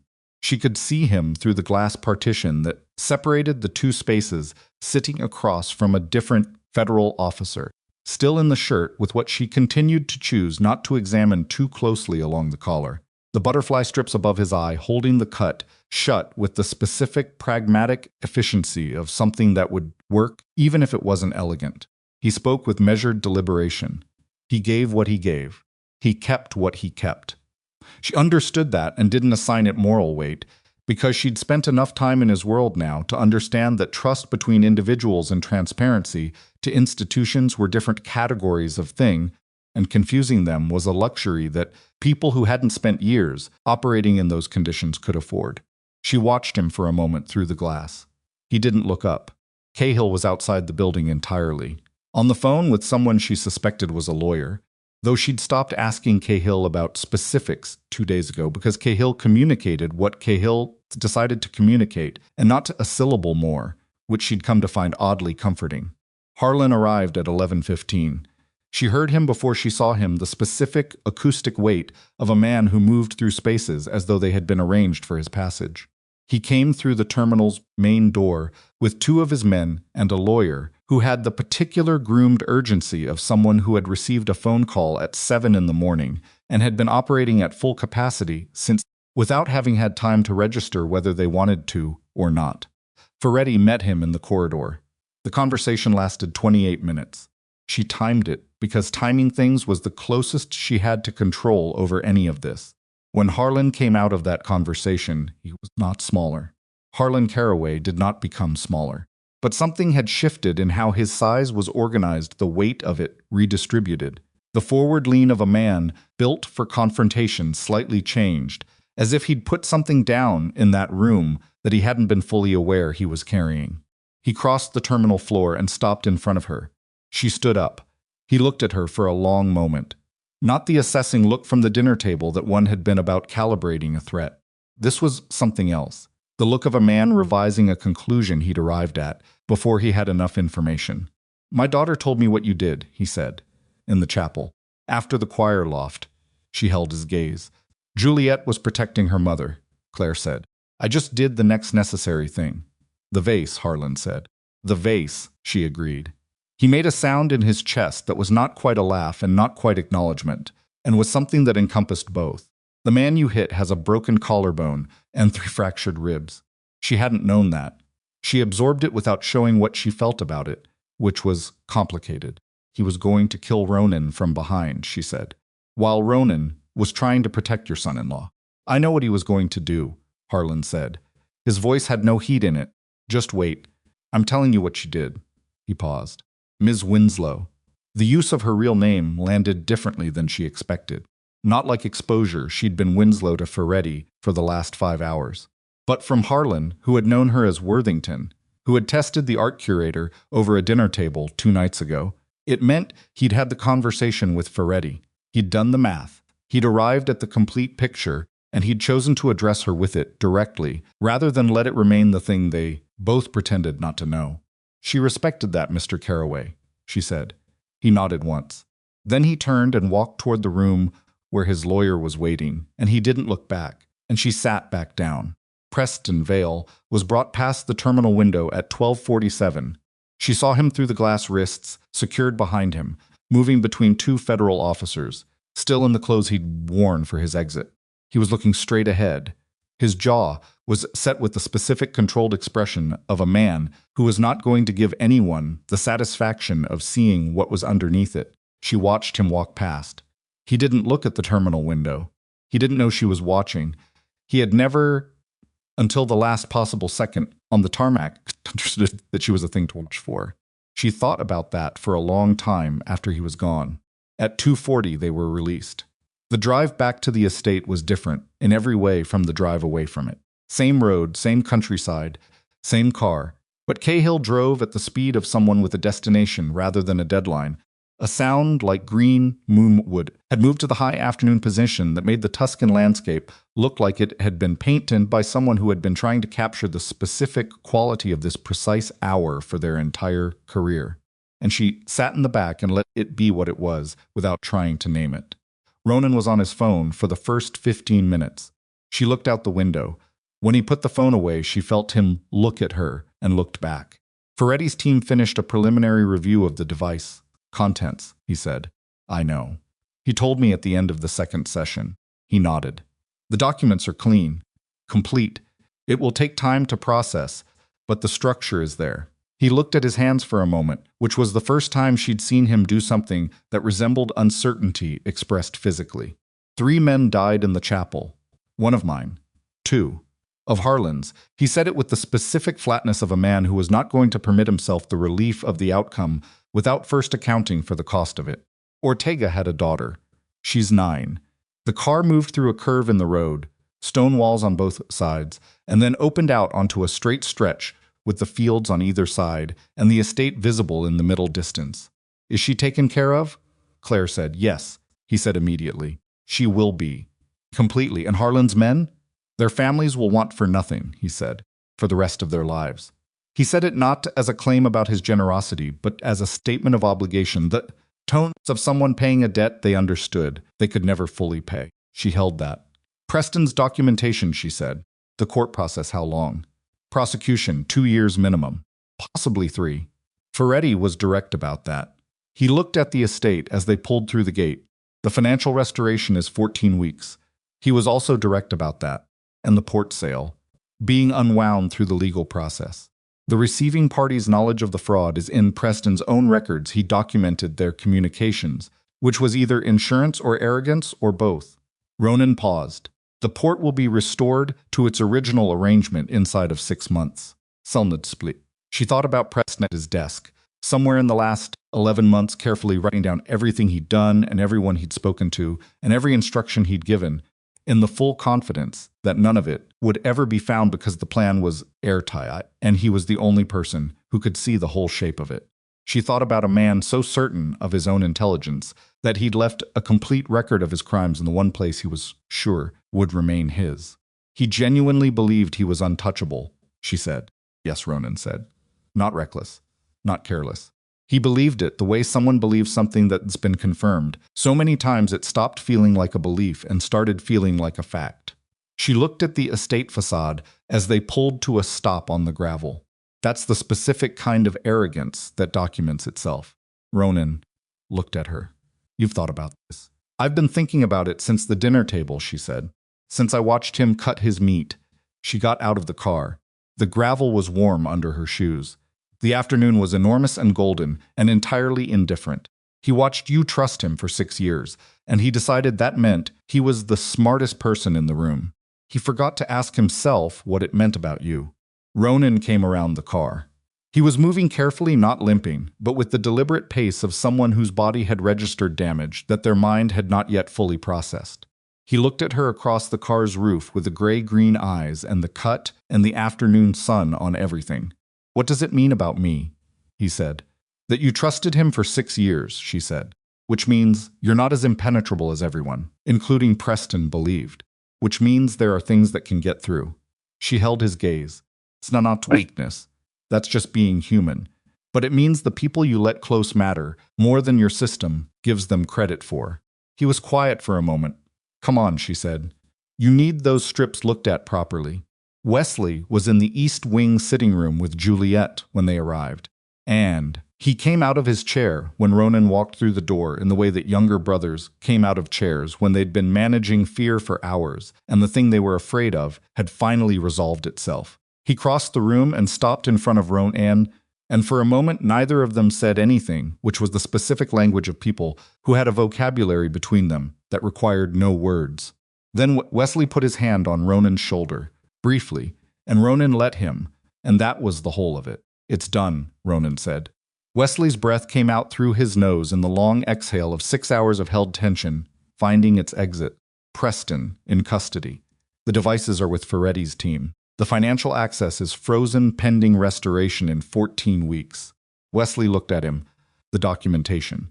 11 months, Ronan said. Everything. It's complete. Something moved across Wesley's face. Not relief was too simple a word for what a person's face did when they found out the man they'd trusted for 6 years had been planning to use them as collateral damage in his own exit. It was more like the specific expression of someone watching a room they thought they knew well reveal a wall. They hadn't known was there the adjustment required, the cognitive effort of rebuilding the map. "I want to be angry at him," Wesley said. "And I am. But He stopped. He shook his head. He looked at his hands. "I keep thinking about his face at dinner last night. At the rehearsal this morning. He watched the whole thing happen and his face was..." "He was very good," Ronan said. "He was very patient and he was very practiced, and he had 11 months to refine it. He said it without anger, which was more damning than anger would have been. Don't measure yourself against his performance. Measure yourself against your decision, which was to trust someone who demonstrated trustworthiness consistently over 6 years. That is not a failure of judgment. That is the appropriate response to the evidence available to you." Wesley looked at him. "You're defending my judgment." "I'm being accurate," Ronan said. "Those aren't always different things." Wesley almost laughed. It came out badly shaped, the way laughs came out when they had too much of the wrong material underneath them. But it was real. He looked at Claire. "You saw it at dinner," he said. "I saw a movement," she said, "and I wasn't sure. I was close to sure, and I acted on close to sure, because the cost of being wrong about the wine was a stained tablecloth." She shook her head. "I wasn't the one who stopped him. I just created the conditions for other people to stop him." Juliet came across the room, then not hurrying, but moving with the specific directness of a woman who had spent the day managing her own fear with whatever tools she had, and had come out the other side with her composure intact, and something stripped away underneath it that was not composure at all, but something rawer and more real. She stopped in front of Claire. "My mother wants to thank you," Juliet said. "She asked me to tell you she'd like to do it herself when she's ready." "There's nothing to thank," Claire said. "You threw a 400-year-old vase at a man to save my fiancé's brother," Juliet said. "There is something to thank." Claire looked at her. "The vase will probably show up in an insurance claim somewhere," she said. "I'm sorry about the vase." Juliet's expression shifted into something that was the cousin of a smile in the specific conditions of a day like this, genuine at the edges, slightly precarious in the middle.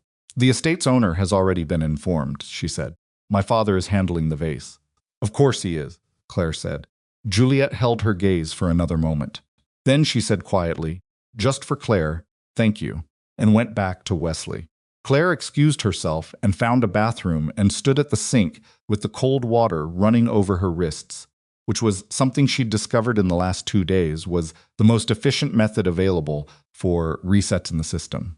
When the system had been running too hard for too long, she looked at herself in the mirror. She looked back at herself without performing any version of what she was supposed to feel about what she was looking at. She looked tired. She looked like someone who had not slept adequately in 3 days and had spent the last 9 hours in a federal debrief and had thrown a heavy object at a person and then sat on an airfield tarmac consoling a stranger. She looked like herself, which was the most accurate thing she could say about it. DD. She dried her hands and went looking for something to eat because no one had eaten since the previous evening, and low blood sugar was making everything harder than it needed to be. And she found the kitchen and found a member of the estate staff who looked at her with the open assessment of someone who had spent the day managing the aftermath of a violent event on a property they were responsible for and who had not lost their grip on any of it. "Do you need to sit down?" the woman said. "Her name tag," said Elena. "I need food," Claire said. "Whatever's easiest." Elena produced bread and cheese and cold cuts and olives within 4 minutes, which Claire ate standing at the kitchen counter, because sitting down in a chair in that moment felt like a commitment she wasn't ready to make. She ate methodically without tasting much, fueling the machinery. Elena stayed at the far end of the counter doing her own work and didn't speak, which was exactly right. After a while, Claire said, "How's the staff holding up?" Elena looked at her. "Most of them are shaken," she said. "They've been doing what needs doing. That's how it goes." "Yes," Claire said. "That's exactly how it goes." Elena looked at her with a different quality of assessment than before. "You've worked service," Elena said. 3 years, Claire said. Elena nodded once, the nod of recognition between people who know the same specific kind of exhaustion from the inside. "You'd better take something for the others," Elena said, and began assembling a second tray without asking. Claire carried it back to the East Wing. The garden wedding happened 2 days later. Not in the chapel. The chapel had been secured by Ferretti's team as part of the evidence preservation and would not be a place for celebration for some time. But the garden, as Juliet had said on the morning of the attack, was still there. A sound like green wood splitting. It had been untouched by everything that happened inside the stone walls, which seemed right, the way some things stayed clean in the middle of everything that didn't. The estate's owner had given his full consent, and Elena and her team had worked for a day and a half with the focused competence of people who knew how to transform a space on short notice, and by late afternoon, not on the second day, the garden was something not what had been planned, which was formal and large and architectural, but something more real than that. White and cream flowers from the farm 12 kilometers away. 63 chairs instead of 140. Candlelight as the sun dropped, which was not part of any original design, and which was better than anything that had been designed. Claire sat in the 4th row and watched it happen. Wesley, at the end of the garden path, in the late sun, with the specific expression of a man who had been through the kind of week that strips everything down to its actual content, and had discovered that what was at the bottom of it, when everything else had been burned away, was real, and worth standing at the end of a garden path for. Juliet coming toward him through the light. Moving slowly, not because she was uncertain, but because she was present in every step of it. The way people were present in things they'd decided mattered more than their own performance of them. She reached him. She took his hands. Claire watched their faces. A sound like green wood splitting. There was nothing performed in either of them. That was the thing about this wedding. As opposed to the wedding that had been planned, it had no room left for performance. The cost of the last 3 days had stripped the occasion down to the thing itself. A sound like green wood splitting, which was 2 people who had arrived at each other through circumstances that were neither easy nor simple, and had decided that what they found was worth the arriving. The officiant spoke. The garden held the sound. The candles caught the beginning of the evening with their specific unreliable warmth. Harlan Caraway was 8 feet to Claire's left. She could see him in her peripheral vision, not his face, just his shape, the way he was holding himself. She glanced at him once.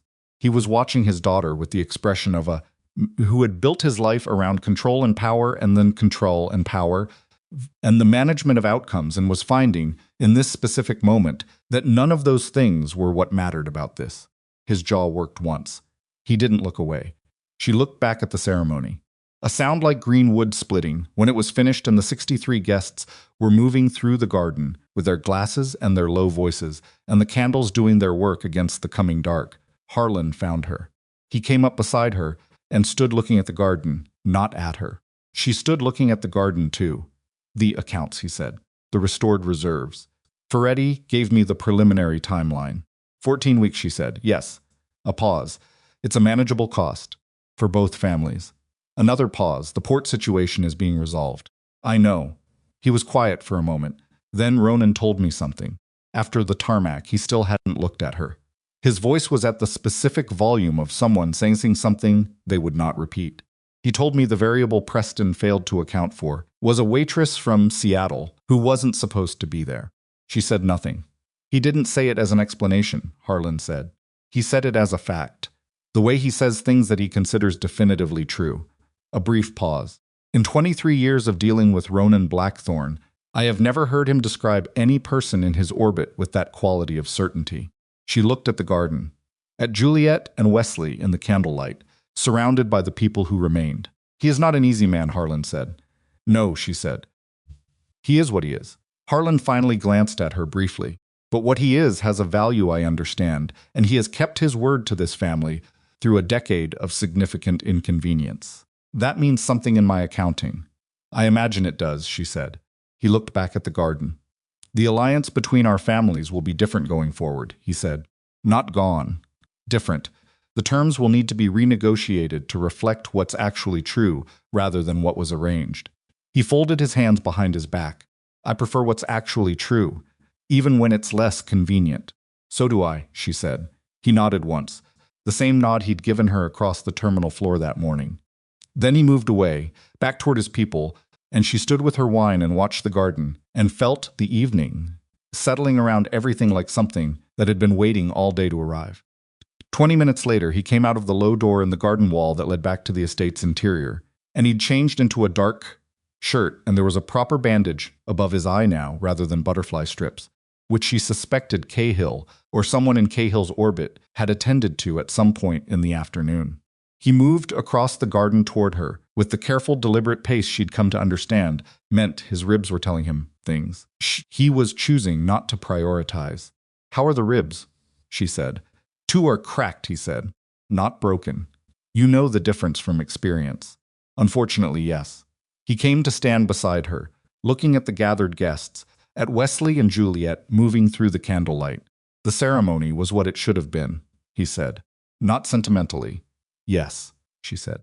It was. A small silence. Comfortable in the specific way that silences became comfortable between people who had been through enough together that they no longer needed to fill the space between them. Ferretti called again while you were in the garden, he said. The secondary financial structure, the Cyprus property, the exit plan Preston built over 2 years. They've frozen it. He has no physical refuge and no accessible funds outside of what's already seized. He looked at the candles. He's going to negotiate. His legal team will position for plea terms. It'll take time, but the outcome is set. Good, she said simply. The 3 men from the chapel, the ones in custody. They're already cooperating. Ferretti's team thinks they'll be able to map the full network within 6 months. He paused. Preston's operation was larger than we understood. The port sale was one piece. There were others slower, less dramatic, the kind of financial extraction that happens quietly over years. He'd been running a secondary operation inside the legitimate intermediary work for at least 3 years before the 11-month escalation. She turned that over. 3 years of quiet extraction, invisible inside trusted access, before he'd decided to make his exit permanent and catastrophic. He got greedy, she said. Or he got impatient, both, Ronan said. Eventually, they're the same thing. She nodded. She looked at her wine glass. Then she said, I need to tell you something. He looked at her. On the tarmac after Sophia was in the car. When you showed me the message from Cahill about the devices, she met his gaze. I felt relieved. Not about the evidence, not about Preston, about you. About the fact that you were standing there and not. She stopped. She started again. I've been very careful since the diner about not assigning anything to this that it isn't. And then on the tarmac I felt that, and it was. She looked at the garden. Inconvenient, she finished. He was quiet for a moment. I noticed you before I needed you, he said. It wasn't a non sequitur. She understood exactly how it connected. I know, she said. You told me. I'm telling you again, he said, because the first time I told you, you were still figuring out what to do with it. He looked at her directly. What do you do with it now? She thought about it honestly, which was how she did things. I go home, she said. That's first. I go home and I figure out what I'm building and I build it. That's not negotiable, and it's not subject to revision based on how I felt on the tarmac. No, he said. It shouldn't be. And then she looked at him. Then we figure out what alongside means in practice, which is going to be complicated and inconvenient, and is going to require both of us to be honest about what we need and what we can actually sustain, as opposed to what looks good in theory. Yes, he said, without negotiation, without softening it in either direction. I'm not going to pretend this is simple, she said. It's not simple, he said. Simple things don't last. She looked at him for a moment, at the cut and the bandage and the dark shirt and the stillness that was not the stillness of someone managing their surroundings anymore, but the stillness of someone who had arrived at a specific point and knew it. She reached into the inside pocket of her jacket. She took out the folded napkin. She'd been carrying it since he'd placed it on the terrace railing the previous evening. She'd folded it along its existing creases the way he'd kept it folded, and she'd put it in her pocket, and she'd carried it through the federal debrief and the drive back and Elena's kitchen and the wedding ceremony. It was warm from being against her body all day. She held it out to him. He looked at it, then at her. Keep it, he said. It was always yours. She looked at the napkin in her palm, the soft worn paper, the faded logo, the 3 words in blue ink. She thought about the corner booth at the harbor light, and the coffee pot, and the check on the table, and the passport with her photograph, and the tablet with 37 pages on the Caraway family. She thought about all the distance between that night and this garden, and what it had cost, and what it had made. She folded the napkin and put it back in her pocket. Okay, she said. He nodded once. They stood in the garden in the Tuscan evening, not touching, watching Wesley and Juliet move through their candlelit guests, and the night came in around them gently, the kind of dark that arrived in warm places without urgency. And it was not a perfect moment, because nothing true ever was, but it was theirs, and that was better than perfect, and they both knew it. She left Tuscany on a Thursday morning, 3 days after the tarmac. Ronan drove her to the Florence airport himself, without Cahill, which was the kind of detail that communicated things that neither of them had said aloud, and didn't need to. They didn't talk much on the drive. The countryside moved past the windows, and she watched it with the specific attention of someone storing something, not to be sentimental but to be accurate. This was what this looked like, these hills, this light, this road, and she let herself do it without apology. At the departure's drop-off, he pulled to the curb and got out and got her bag from the trunk, and they stood on the pavement with the airport noise around them and the morning at its high autumn best, cold and sharp and very clear. 14 weeks for the financial restoration, she said, approximately, and you'll be in London by then. The legitimate operations base, he said. Yes, the Blackthorne shipping interests, she said. The hospitality holdings. The property portfolio. She looked at him. Those are real businesses. They can be entirely real businesses. I know, he said. I'm going to hold you to that direction, she said. Not the timeline, I understand. The timeline is what it is. The direction. I know you will, he said. And the way he said it was not resignation. So it was something closer to relief, the specific relief of a man who has decided something and needs the person he's told to hold the line on it. She picked up her bag. He looked at her with the gray-green eyes and the healing cut and everything that had accumulated between them over the course of a week that had been multiple lifetimes long. Claire, he said. I know, she said. Me too. She went through the doors. She didn't look back. Not because she didn't want to, but because looking back was a different thing than what she was doing, which was walking forward. Her parents were at Seattle, Tacoma when she landed. Her mother with her cane and her father with his hands in his coat pockets. And when Claire came through the arrival's door, she stopped for 1 second and looked at them, the specific ordinariness of them, the familiar shapes of the two people who had always been the fixed point, and felt something unclench in her chest she known was clenched. Her mother reached her first and held her, one hand on her back and one in her hair, the gesture of Claire's childhood, and Claire stood still in it and let herself be held. You look different, her mother said, pulling back to look at her face. I've been in Italy, Claire said. That's not what I mean. Since. Her father hugged her without words, which was how he hugged when something actually mattered, and she pressed her face briefly against his shoulder and breathed. They drove home through the Seattle rain, the radio on low, her mother asking about Italian food with the specific interested attention she gave to things she loved by proxy, a sound like green wood splitting. And Claire described bread and olive oil and a Barolo at a dinner table 3 days ago that felt like it had happened to a different person in a different world, except that it hadn't, because she was the same person who had poured that Barolo and knocked it over. And the person who'd knocked it over was the same person who'd thrown the vase and sat on the tarmac and stood in a garden in the evening with a folded napkin in her jacket pocket. She was the same person. That was the point. She had always been the same person. The context had just finally caught up with who that person actually was. At her parents' house, she helped her father fix the kitchen cabinet that had been sticking since March, and she went with her mother to one of her appointments and sat in the waiting room, reading an old magazine and thinking about the notes on her phone. She called the Harbor Light on the third day and told Donna she wasn't coming back, which Donna received with 3 seconds of silence, followed by "I figured," after the man in the suit, and that was the end of it. On the 4th evening, she sat with her parents at the kitchen table and went through the hospital bills, page by page. Her father looked at the table, through most of it, the way he had the night she'd found the loan paperwork, with the specific contained shame of a man who had needed help and loved someone enough to let her give it. Her mother looked at Claire with the eyes of someone who had been watching their daughter her whole life, and was seeing something in her face that was new. When it was done, her mother said, "How did you do this?" "I paid attention at the right moment," Claire said.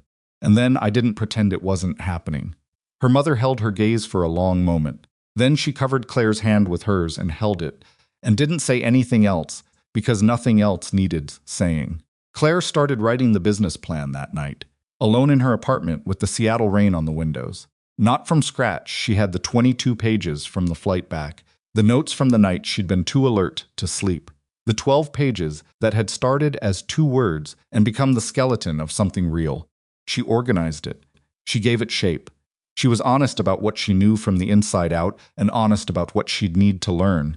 And the honesty of it was what made it feel possible rather than aspirational. She worked until 1 in the morning.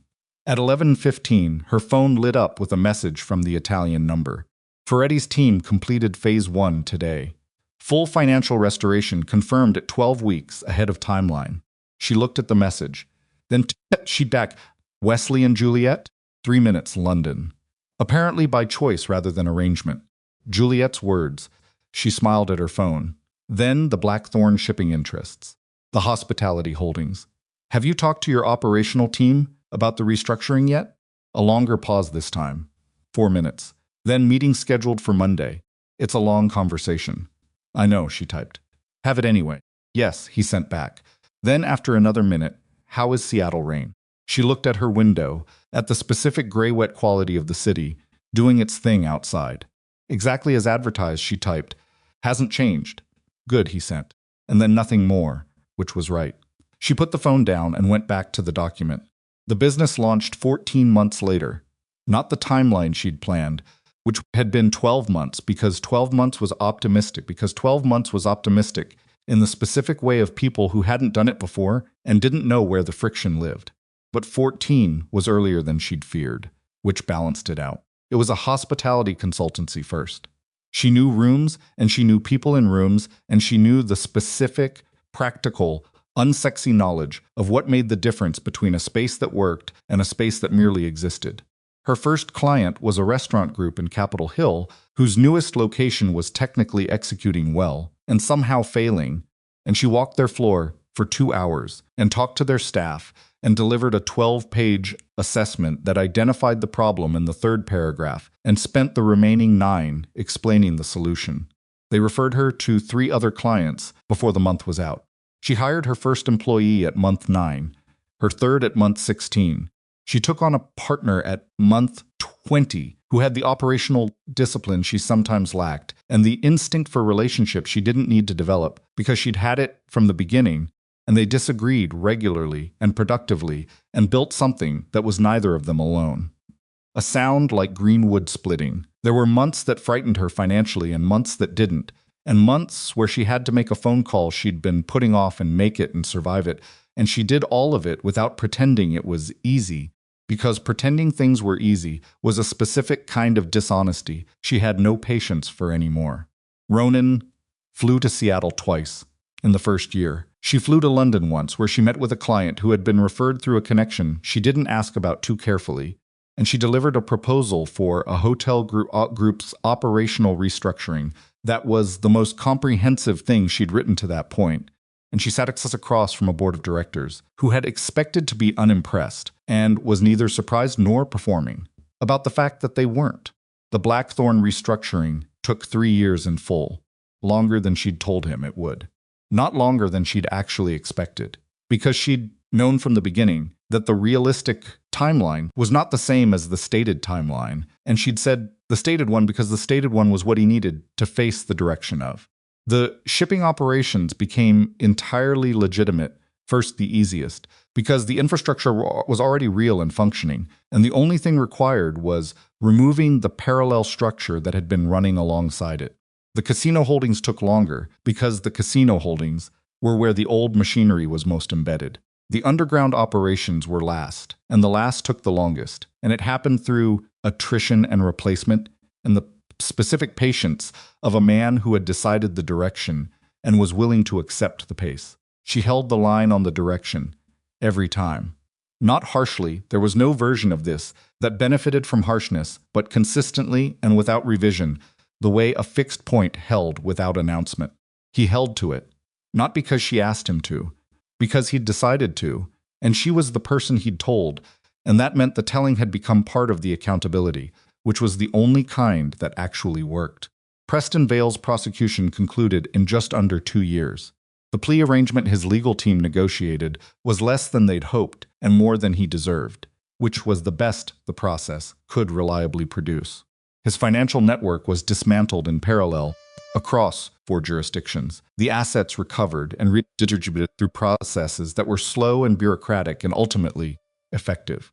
The Mediterranean port was restored to its original arrangement. Within 8 months, the fraudulent sale unwound through documentation that Preston himself had provided. He'd been, in the end, his own most complete witness.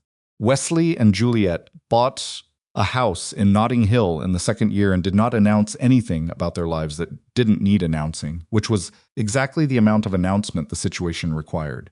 The Caraway and Blackthorne intersplitting were reorganized through a renegotiated arrangement that Harlan and Ronan conducted across a table in Geneva over 3 days, without their lawyers in the room for most of it, which was both unusual and, by all accounts, more productive for the absence. Claire read the summary Ronan sent her afterward. She sent back 3 words, "Told you so." He sent back, "Yes." "You did." It was 2.5 years later when they went back to Seattle together on a Thursday evening in November, with the rain doing exactly what it did, and walked into the Harbor Light Diner 40 minutes after closing. Donna was still there. She was going to be there until someone physically removed her, which was not going to happen because she was Donna. She looked at Ronan with the full range of eyebrow commentary she'd been deploying for 20 years and said nothing, because the eyebrows said it, a sound like green wood splitting, and she looked at Claire with the specific expression of someone who had known something was going to happen and was now observing that it had happened. "Table 6 is open," Donna said, and went in the back. The diner was empty and quiet and entirely itself. The vinyl booths, the formica tables, the pie display, the clock above it that kept the same time it had always kept. The window that had been replaced after the shooting with glass that was imperceptibly newer than the rest, which she noticed because she knew to notice it, and which no one else would ever see. Claire slid into the booth. Ronan sat across from her. She reached behind the counter for the coffee pot. Donna had left it ready, which meant Donna had been told, which meant Claire owed Donna something specific, to be determined, and she poured 2 cups. Black. She didn't ask. She set the pot on the table between them. She slid his cup across. He looked at it, the steam rising in the specific slow way of coffee that has been kept warm rather than freshly brewed. The ordinary ceramic mug with the Harbor Light logo. The worn formica table with its old scuffs and its history. He looked up at her. "You checked it," he said. She met his eyes across the table.